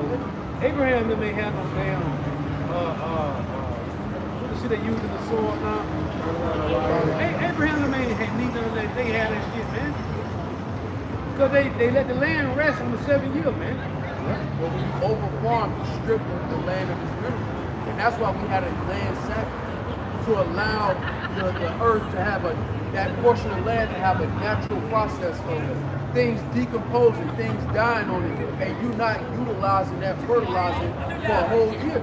So by the time you come back to that land, it's completely fertile. And what's that term called? Where the soil, like the soil, like topsoil, rejuvenate the ones on the bottom. Because you get all of that decomposition from the old leaves falling and dying, animals dying, and all the domes, the animals. you know, everything dying of itself. That decomposition builds up the soil again. So now you have a brand new topsoil full of fertility. And this is the Lord doing this before they had all this science and all this computer. The Lord had just gave us the breakdown, like you were like this. This is your wisdom in the sight of the nations. Leviticus 14:14. Let go from me mortal thoughts, cast away the burden of man. Put off now the weak nature. Put off now the weak nature, because if the Lord ain't dealing with you, you're going to go into that weak nature, man. Yeah. And you can't stop it. Go ahead. And set aside the thoughts that are most heavy unto you. And hastily to flee from these times. For yet greater evils than those which thou hast seen happen shall be done hereafter. Go ahead. For look how much the world shall be weaker through age. We're watching this happen, man. The world is getting weaker through age. Go ahead. So much the more shall evils increase upon them that dwell therein. Why? Because everything is weak. So now you got Jake that don't want to fight. Like back in the 90s and the 80s and the 70s, Jake fight, not niggas grab the strap. You punch a nigga now, and nigga gonna shoot you. Yeah. Went from a little 38 to now niggas got Glocks with a 30 clip. Now niggas got Glocks with a 30 clip and a switch. And a sweep. Ain't no more deuce. And back in during the 90s, bro. 70s, 80s, 90s, in the 90s, the 80s. Growing up in the silk. Hey, if you fought somebody, you got your ass. Hey, we gonna run again tomorrow. Right. Hey, what was that? Put that stick on his shoulder? Yeah, Put that stick on his shoulder. yeah. That was my era. Niggas used to put sticks on niggas' shoulder. Hey, bro, knock the stick off your shoulder. Yeah. I grew up in that era. Hey, you either won or you lost. But if you lost, hey, let me get my rematch tomorrow. Yeah. Yeah, bro, we gonna do it again tomorrow. I grew up in an era where I would hit him, he would hit you, and it's on. Win or lose, a couple of weeks later, you're friends. The nigga ain't coming up with no scrap 3 weeks later. I'm not even afraid to get into a scrap with these young chicks because they can't fight. Right. They don't plan on fighting. Yeah. You see how? Intention was never to You fight. know, if you're gonna throw hands, I'm down with that.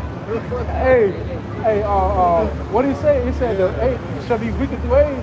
A lot of these Negroes nowadays is this big. Yeah. They ain't fighting nothing, man. They ain't fighting the damn thing. They Niggas been living off of Fruit Loops and Pop Tarts. Yeah. Niggas ain't been eating no full balanced diet. Niggas been eating Wendy's, Coca-Cola, Pop Tarts, and Go while they playing the game. go get. Yeah, go get. Hell no. Hey, I'm ready to Swiss cheese. That's why we need the kingdom. Without the Lord, this place only gets worse. You know, you got our people that saying, you know, the Lord ain't coming back. If he don't, it doesn't end well for us here. And our people really don't understand that because they're not taught to think as a nation of people. When you come back to your heritage, you're forced to think as a nation. That's why you're held to a higher standard, because you know you're not just representing yourself, you're also representing your people. Our people feel comfortable going out here with bonnets and doing all kind of ignorant shit in public because they think they only represent themselves. They don't understand that they're furthering the narrative and the stereotype. This is Matthew 24, 22. And except those days should be shortened, there shall no flesh be saved. But for the elect's sake, those days shall be shortened. So imagine this generation having a generation of their own coming from them, and then those children have another set of children. And it's a revolving door. The shit that Jake has normalized right now, the next generation will try to top it. It's going to be cyborgs and fruit boots, man. So, boy. Right now, Hey, listen. Listen, man. If we had another 100 years, all of us gonna die and come back, and our parents gonna be fruit booties. Yeah, we're through. How we gonna come back in a You're moment? gonna be in the cloud. You're gonna be literally on a Grand Theft Auto service somewhere. You're going to school on the internet. Hey, Yeah. Virtual reality, nigga going to school. Virtual reality. I'm late for school, nigga. Avatar gotta run. hey, y'all seen the trend, bro? It started last week. Niggas is getting French tips. Yeah. Niggas is getting French Yeah, tips. that's now. been happening for a little minute. The French tips. Niggas is getting French tips. That shit crazy. French tip and fucking bonnets, man. Men! Weak ass men. I just boxed it like. Hey, this is where we going though, man. That's a new trend. Jake is a trendsetter. He started to put the bag. Hey, he started to put the bag in front of you. Hey, we just want you to do this. Hey, there used to be a thing, what they call hiding in the closet, being in the closet. You know, where living that lifestyle, it was a shame. But like y'all said, being here 100 years from now, being straight will be the new considered, hiding in the closet. Like being straight now, that would be the new shame. the authorities. That straight man in the closet. Hell no. Well, you just had the same rapper, the female rapper that won the Grammy this year. She said a red flag is a straight man. That's a red flag in dating, straight man. Sexy red? Nah. Oh, Doja Her Cat? name Doja Cat from Temple. Oh. She got album of the year in the Grammys this year. Now she's a popular rapper. She said a red flag is a straight man. That's wild, man. So it makes sense why they platform her so much. Because she's pushing that vibration, and our people are taking heed to it.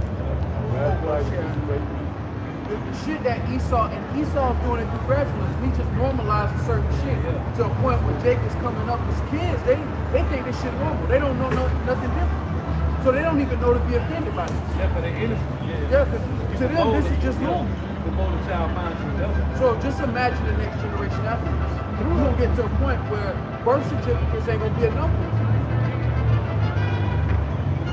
Hey, because they falsifying that. So. That's what it is. Like what the government is doing, they're funding research on making animals homosexual. So if they are successful in that realm, they don't have That's why the Lord got to burn up America, man. And these devils is doing all this test on animals and shit. My mother sent me an article on the niggas. They created a gay frog, man. I can believe it. He was a gay frog, and they was like experimenting on it and shit. Yeah, it was weird, man. That was the guy that was Senate.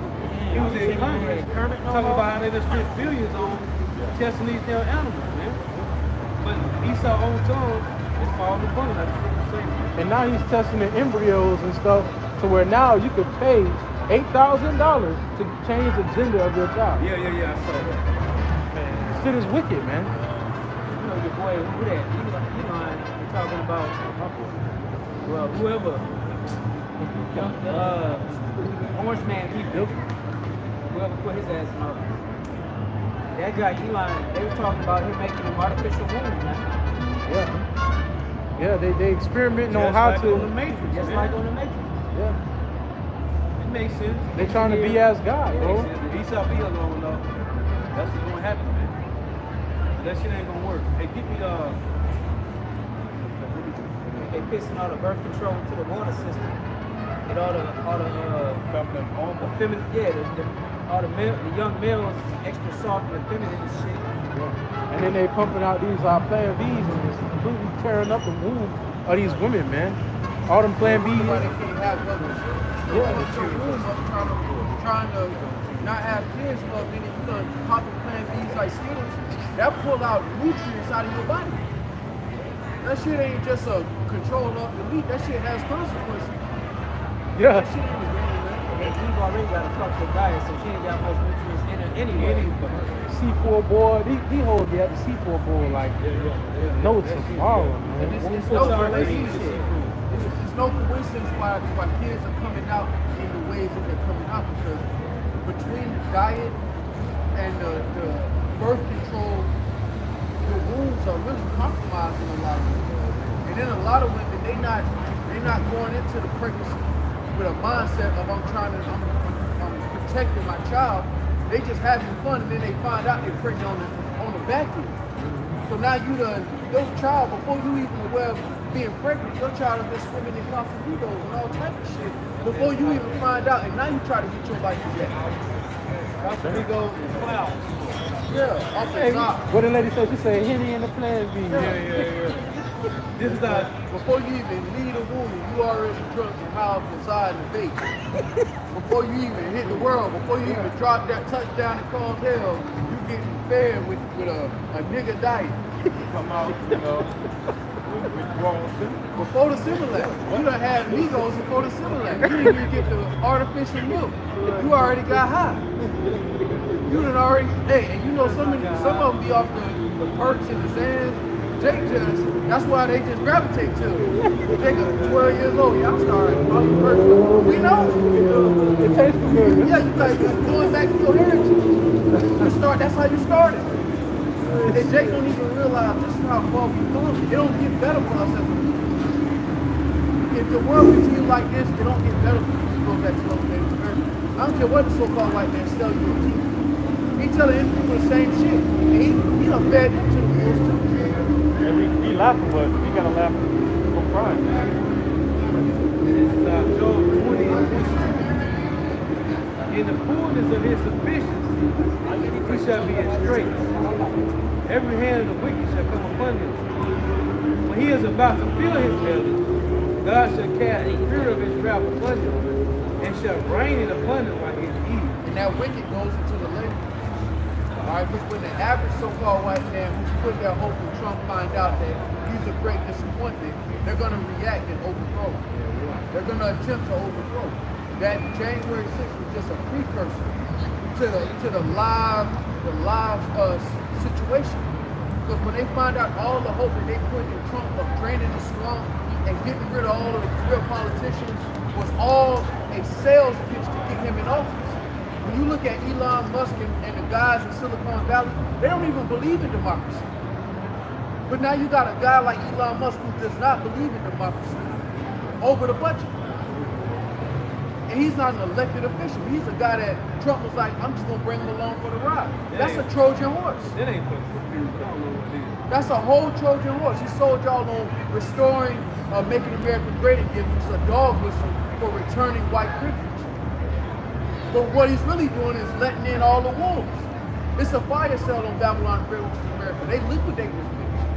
They're leaving the average white person out the cold. Exactly. They're more privileged. Hey, if I may say this, I know you're trying to leave it. Go ahead, go ahead. But that's one thing that the terrorists are doing as well. That's what's going to make people overthrow, because as the strain gets put on the people of this society, they're going to rebel, man. Like it says in 2 Esther 15 chapter, because the price of produce is going up, the price of gas is going up, the price of cars is going up, and that's things that you need in order to live, man. And once that strain get put on these people, man, they already on. It's already. That's gonna be the straw that break the camel back. So, all that house shit that you need, keep the house clean, dishes, washing clothes, all that shit, man, cause the cost of living going up, but your check ain't, man. The terrorists are jacking up the prices. Because, and to show you how stupid the average so-called white person is in this society, along with Jake, along with our people, but the terrorists affect you as a citizen. Right. These tariff wars affect your pockets. China isn't paying for the tariffs. You are paying for the tariffs. The company that you buy your products from, they pay that extra 25%. And then they jack up their prices to compensate for the tariffs that they had to pay for. So it ends up affecting you. I have the numbers right here, if you don't mind. It says, so gas, right? It says Canada is the biggest foreign supply of crude oil to the U.S., supplying $98 billion worth last year. Mexico is second largest at $12 billion. So they close. And it says the tariffs mean gas prices are going up. It says car production. The U.S. imported $79 billion worth of cars from Mexico and $31 billion from Canada last year. And it makes you sit on the lot.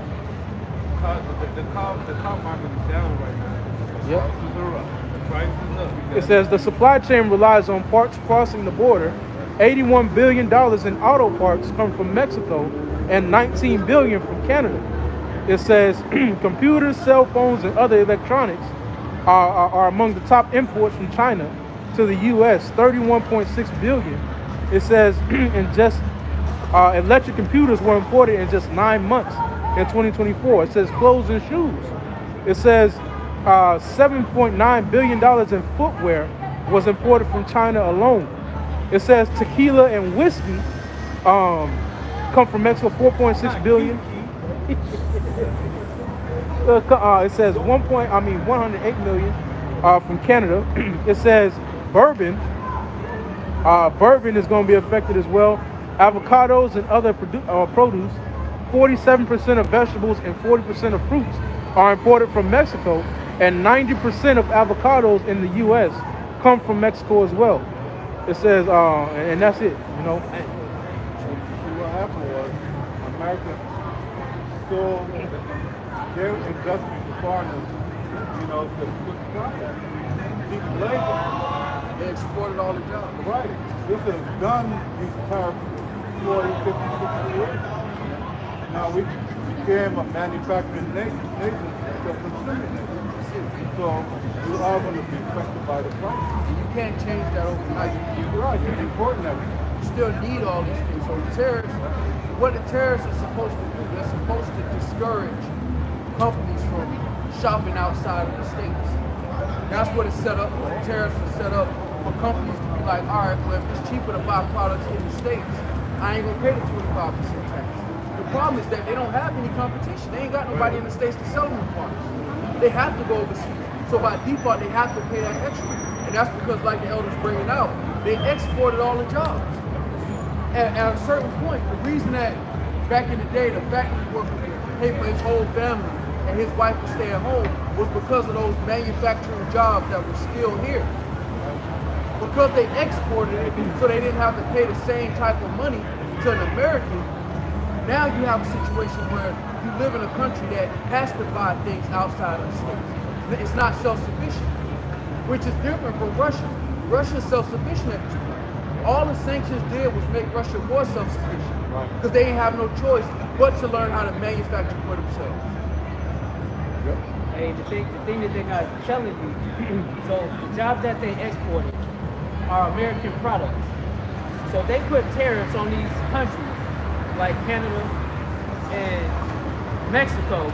Well, like I was born and raised in Detroit. So the big three done exported all the fucking auto industry out of the country, and then you put tariffs on the places where they make them, thinking that the American product got to come back in. You think them countries gonna pay the tariff on that? So what happens is the what they call that not retroactive, but the retaliation, they're gonna start putting tariffs on American products, or they're gonna shut those businesses down. Because if the American product is rising, the price rising overseas, then that market is gonna shrink. So whatever you're exporting, okay? They have to. But it's a trade war. But if they kill that industry and they go do business with bricks, it's not even a question about the tariff, because now you have no product being made. It's nothing to import. There's because the jobs already ain't here. You see what I'm saying? So if there's nothing to import, then the companies that's over here already, the hubs, they're gonna go belly up. And how many buyouts happened? I remember this shit 5-10 years ago. Ford took a buyout, GM took a buyout during the first automotive industry crash, man. That's because this is not a producing nation. All you doing is punishing the American companies double time. And this go back into what you brothers bring out all the time about the American dollar being made weak. Just like in Rome, where they had to put the 10 and all that shit in the dollar. It don't go into details about how that's going to happen in the scriptures. But this is how it's happening, man. We watching it. And the grinding should cease. Right?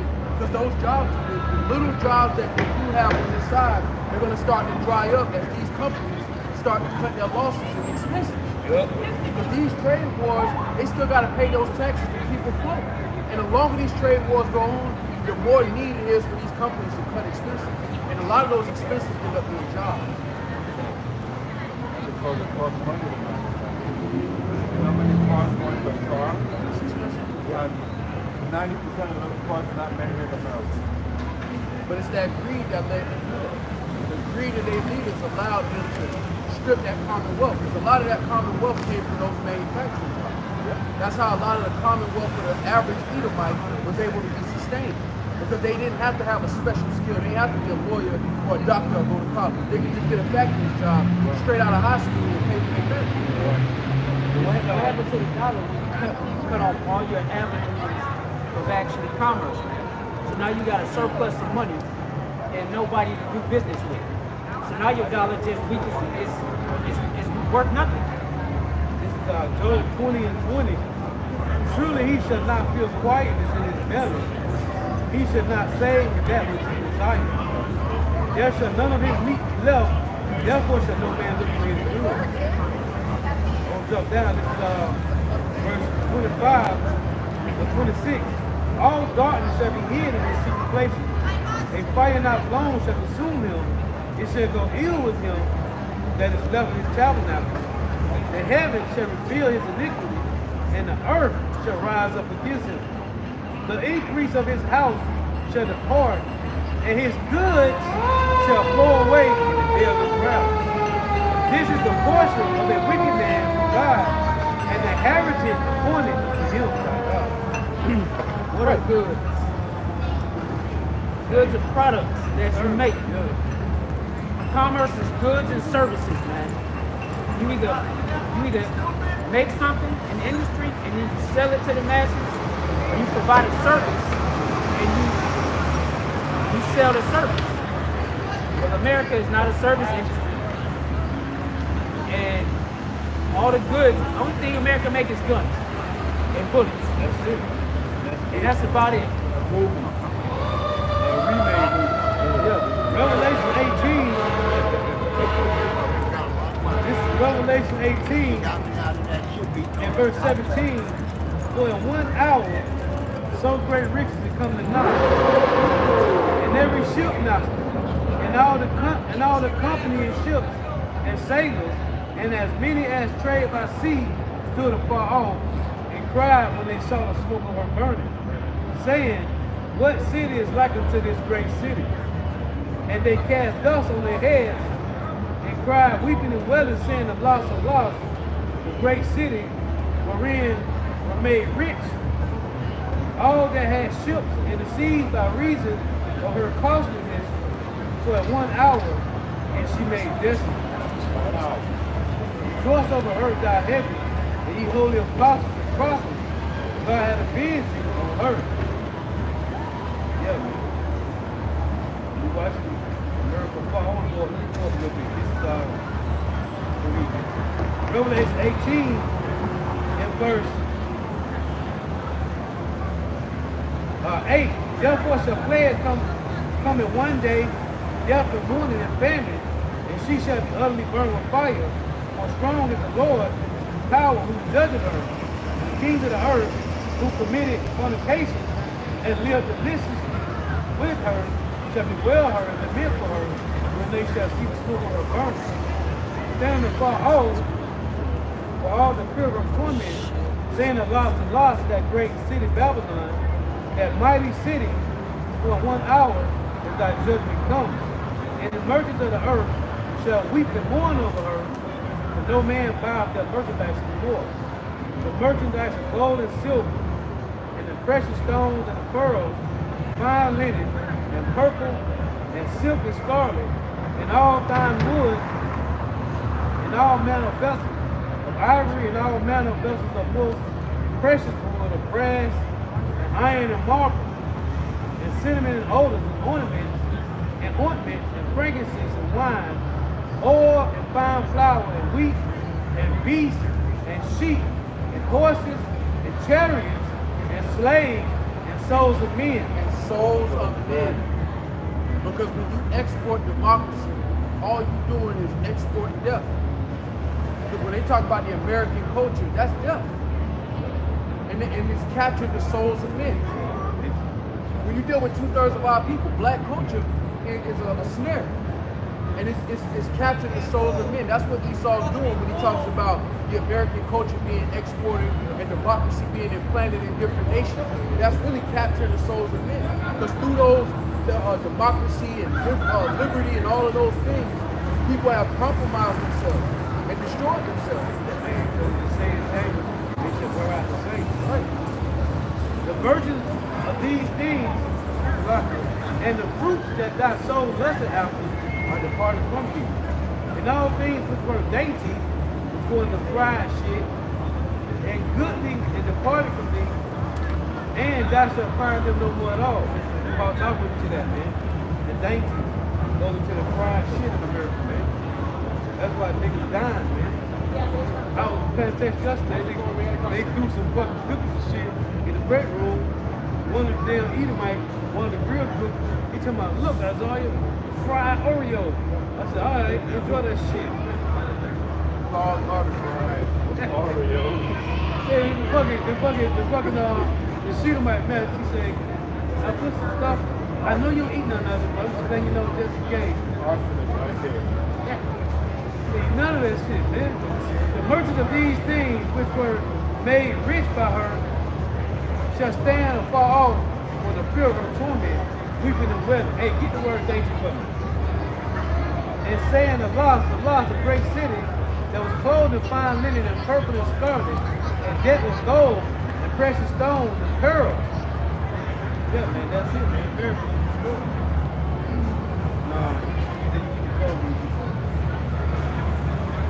The word dainty in Revelation 18 and 14. It reads, Strong's G 3045, Liparos, it says things which pertain to sumptuous and delicate style of living. It says sumptuous, grease, fat. You say grease? Right, fat. That's frying shit, man. You want fried chicken, fried Oreos, you want whatever the fuck. It's all fried, man. Grease. Dangerous, man. All that shit gonna be gone. We ain't no goddamn fried chicken in ancient times, man. Oh, goddamn French fries and damn Kool-Aid. Fucking Coca-Cola and pepper. Dr. Pepper and shit. I said, damn, I'm in the Walmart just last night. That's insane. Niggas drinking sugar water. Yeah. With food color. Niggas drinking sugar water. Niggas put a half of, you know when they make the Kool-Aid. You pouring all that fucking sugar in there, just stirring up some water and just calling it a drink. You get something back. Niggas drinking diabetes. I used to drink sugar water. Growing up in the silk. Niggas got great Kool-Aid, Remember fried the chicken. Kool-Aid? Man, yo ass gonna die. Like soul food. Everybody love the movie Soul Food. Soul Food is wicked, man. Wicked. Yeah. All that shit did was expose how wicked and insane black culture is, man. Granddad, he done died. Yeah, he gone. Years of eating grandma's cookies. That nigga been eating. That nigga been clogging his arteries his whole marriage. Hey, man, the women always outlive the men, too, man. Hey, So that nigga been stressing. He out there stressing. He come home. He eating some shit that's fucking up his heart. Come on. hey, this my nana used to make this shit when she was about to die. When she was in like her 80s. She used to make this shit and it used to look like a slushy, dog. She used to pour that shit out. It used to be in clumps, dog. It was disgusting, dog. I saw yesterday in fucking Walmart, they got a cream soda Coca-Cola, man. Yeah. I said, what the fuck, Man, man? that shit tastes good as motherfucker. Yeah, just like, yeah. just like drugs. Just like drugs. There was a nigga that said that shit. He was like, "Boy, don't fuck with drugs. They so good, you gonna be addicted." Yeah. That's what the food is. Right. Niggas don't eat. Hey, Food is a drug. Crackheads don't take crack because it don't feel. It feel good to them. Niggas say heroin felt like a warm hug. Like a hug from his grandma. That nigga went back and installed it. Yeah. I don't want none of that. That's exactly. But it tastes good. It's good to the flesh. That's how Esau gets you. But the drug administration, the food is a drug, man. Yeah. Y'all remember a while ago, I asked him to eat some damn clam chowder on the plantation. Now I was eating it a little bit. I took like a couple bites. I was like, something good. I asked him, I was like, where's clam chowder? I thought I spit that shit out the away. The damn dice coworker was like, you were eating it though. It was good, huh? You agree? Like, okay, that don't mean that it's good for you. Right. You're supposed to eat it just because it tastes Esau. That's what it is. That nigga put sugar and bacon on everything. That nigga, and he know what it's gonna do to you. Get that nigga about 30, 40 years in the hospital. You gonna tax him in the hospital. You gonna prolong his life for a little bit. Get him on some of these lifetime meds. And then when he croak, we'll get some money on the other shit. Yeah. That's how he treat all of the population. Everybody. He even Even got, his own people. Man. Hey, that's why I said to Joe, every hand of wicked. Come on, this nigga, we use that word, look at the word wicked. We the laborers, Right. man. he even got grease on the goddamn grill, man. Yeah. All that fucking lard and shit on the Hey, grill. that's pork. Yeah. It was fat. You think you just giving you a nice little burger or a goddamn? I'm like, man, I had to finish grab a trout one time. They said, I saw you know we real down with bacon and fat.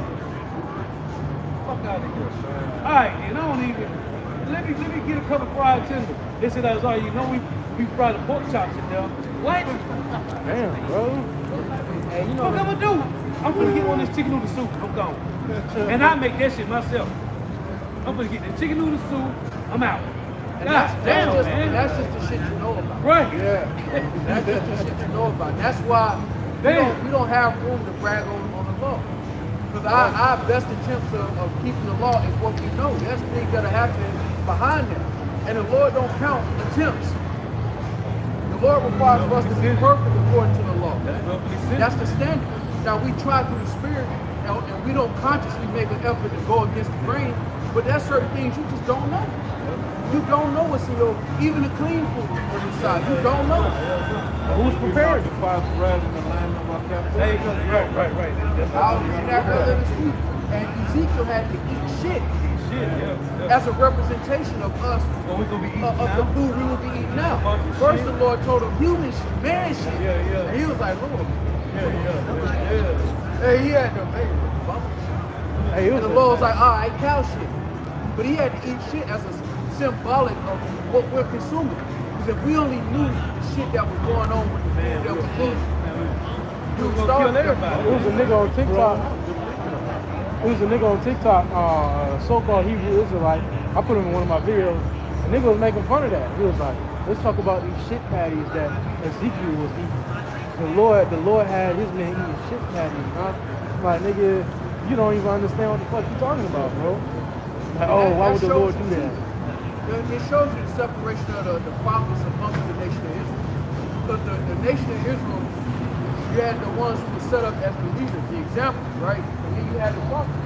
And oftentimes the prophets would be assigned to do something like, what was it, Hosea. He had to marry a prostitute. Now that ain't an example of what a regular Israelite should do, but the prophets had a certain assignment to present the message of the Lord. They weren't consumed in, let me sell Jacob Coach. No, they were consumed with the message of the Lord. And you see that happening now. If you have spiritual eyes, you can see that in the Israelite landscape, the separation between the prophets and the other Israelites in Israel.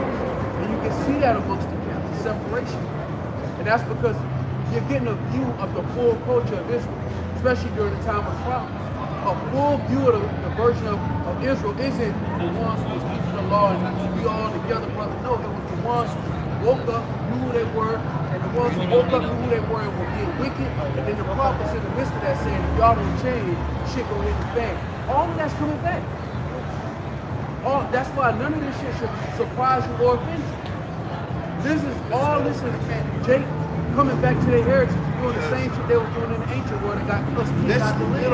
The only difference is the Lord ain't kicking us out of the land on this time. The Lord will destroy themselves and save the remnant.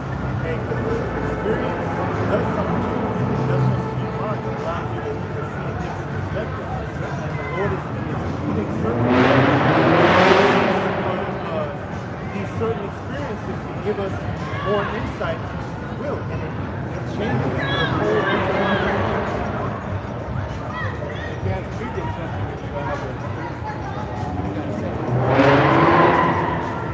They also have to say in the world that only thing that spark change is discomfort or pain. You know what I'm saying? And that goes into us being sent through the furnace of adversity. That's pain. That's a form of experience. Because they say even furthermore, pain is such. Not really understand unless the Lord shows you. You really have to show you. He has to put you through things for you to really understand where He's coming from. Now we see why He does these things good. We have, when He first comes to the we have a lot of compassion for people, but no. Reading that Jeremiah spirit, that was like, those people gotta die. That's the only good. You guys watch what we talk about, we need to do a natural fast. You don't know what's going on. You don't understand what you're part of.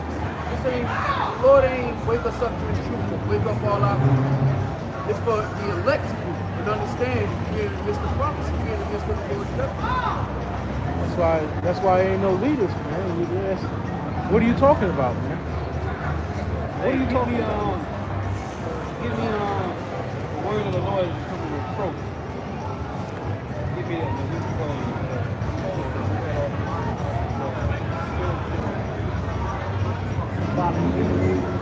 Spirit, but the prophet has to believe that stuff out. Here it is on this side, we living this shit out, man. Hosea had to have children with a heart. And all of us And that's what we're doing today. are living that shit out, man. Yeah, that's what we're doing today. You know? It's a Tuesday now. You just, your wife wasn't virgin. You got with her. That's breaking shit. Back then, a prophet married a harlot. Intentionally sought out a harlot and not just married, had kids like Ezekiel having to eat shit, literally. Having to measure out his food and ration out his food. Now you fast forward to our time and they gotta pay for water and everything is consumed by measure. And you gotta pay for it all. But they had to live those examples. And we eat shit every day. Prophets wake up and look at these pink motherfuckers in their spot, man. Amos 7:17, that's what thus said Yahweh. Thy wife shall be a harlot in the city, and thy sons and thy daughters shall fall by the sword. And thy land shall be divided by lines, Elam, Ishmael, and Edom. And thou shalt die in a polluted land. Israel shall surely go forth of his land. And Israel shall surely go into captivity forth of his land. So it all happened to him. You got it. Jeremiah 27. O Yahweh, thou hast deceived me, and I was deceived. Thou art stronger than I, and hast prevailed. I am at the origin daily. Everyone market. That is. Go ahead. Oh yeah, verse 8. Yeah. For since I spake, I cried out. I cried violence and spoil. See, you say you cry violence and spoil. That's what's coming from you. Because the word of Yahweh was made a reproach unto me, and has arisen daily. Yeah, he was. Then I said, I will not make mention of them, nor speak any more in his name. But his word was in mine heart as a burning fire shut up in my bones. And I was weary with forbearing, and I could not stay. For I heard the defaming of many, fear on every side, report, say they, and we will report it. All my familiars watch for my halter, saying, peradventure, he will be enticed, and we shall prevail against him, and we shall take our revenge on him. But Yahweh is with me as a mighty terrible. Therefore my persecutors shall stumble, and they shall not prevail. They shall be greatly ashamed, but they shall not prosper. Their everlasting confusion shall never be forgotten. But O Yahweh of hosts, that tries the righteous, and sees the reign in the heart, let me see thy vengeance on them. For unto thee have I opened my call. Sing unto Yahweh, praise Yahweh, for he has delivered the soul of the poor from the hand of evildoers. Cursed be the day wherein I was born. Let not the day wherein my mother bare me be blessed. Cursed be the man who brought tidings to my father, saying, a man-child is born unto thee, making him very glad. And let that man be as the seed which Yahweh overthrew, and repented not. And let him hear the cry in the morning, and the shouting at noontide.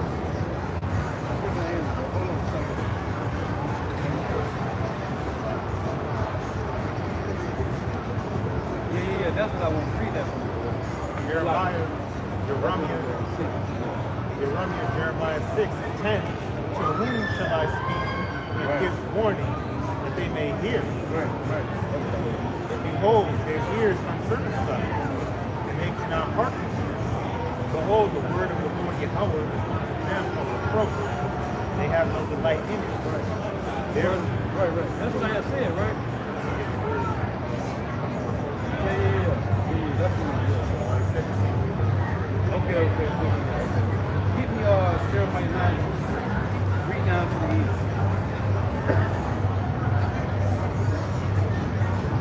So this word is an approach. They don't got no delight in it, man. But it's supposed to be that way.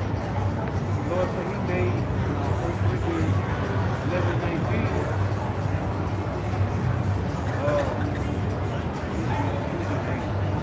I got you. So 1 Corinthians 11 and 19, it says, for there must be also heresies among you, that they which are approved may be made manifest among you. Hey, so, as it was saying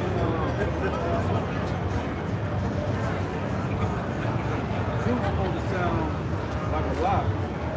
Lies to other people. Supposed to sound like truth. 1 Peter 4:4 says, wherein they think it strange that you run not with them to the same excess of riot, speaking evil. You know, Truth sounds crazy to those that love violence. That's what the code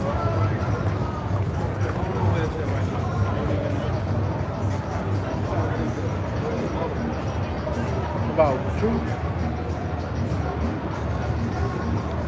Something like that, Isaiah 30, but it's worth it. Read that. Jeremiah 9:23.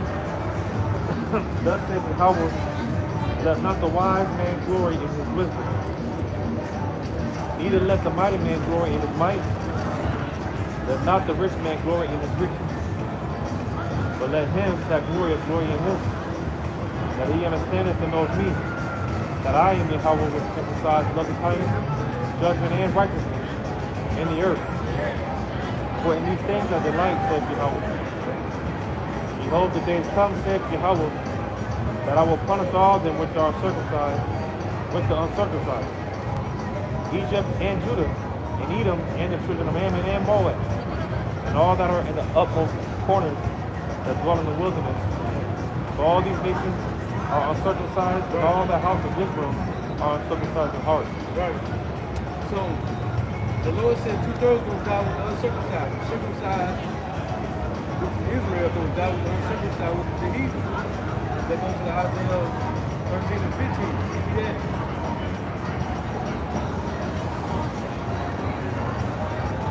Isaiah 13 and 15. Everyone that is found shall be crushed through, and everyone that is joined unto them shall fall by the sword. Right.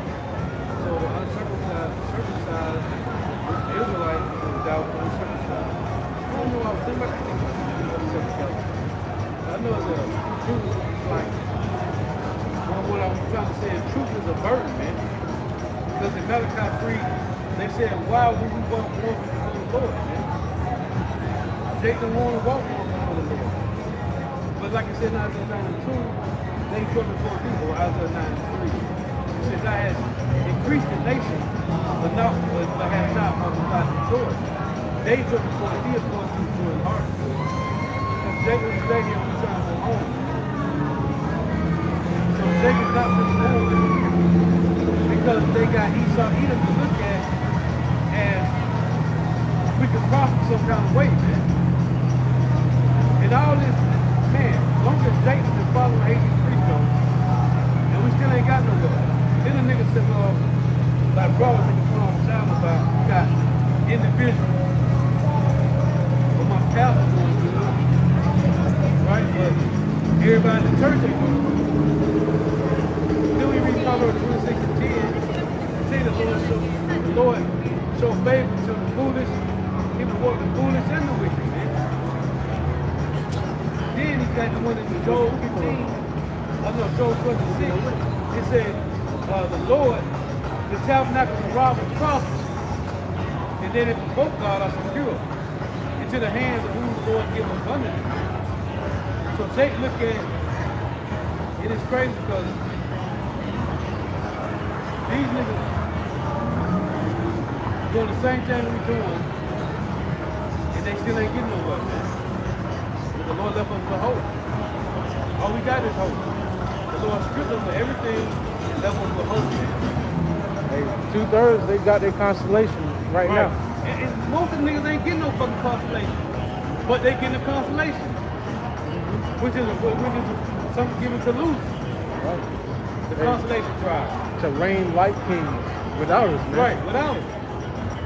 That's the majority of our people. They reigning like kings without us, man, which is their consolation. Because in the kingdom, man, they're not going to be amongst those who are amongst the council of Yahweh, man. They're going to be common Israelites, which is a beautiful thing, you know. But they're not going to be sought for in public council, like it says in Sirach or Ecclesiastes 38, 39. No, 38. Sirach 38.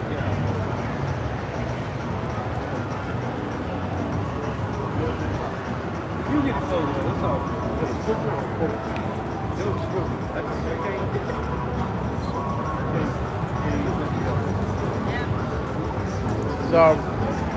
Revelation 3 verse 10.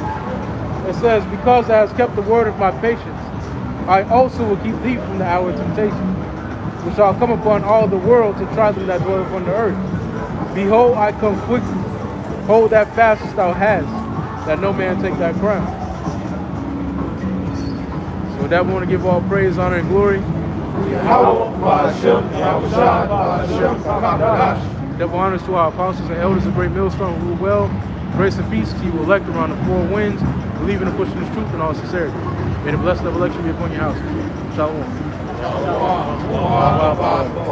Hey, welcome in. The Yahweh about to come to the house. The blessing of election be upon your house.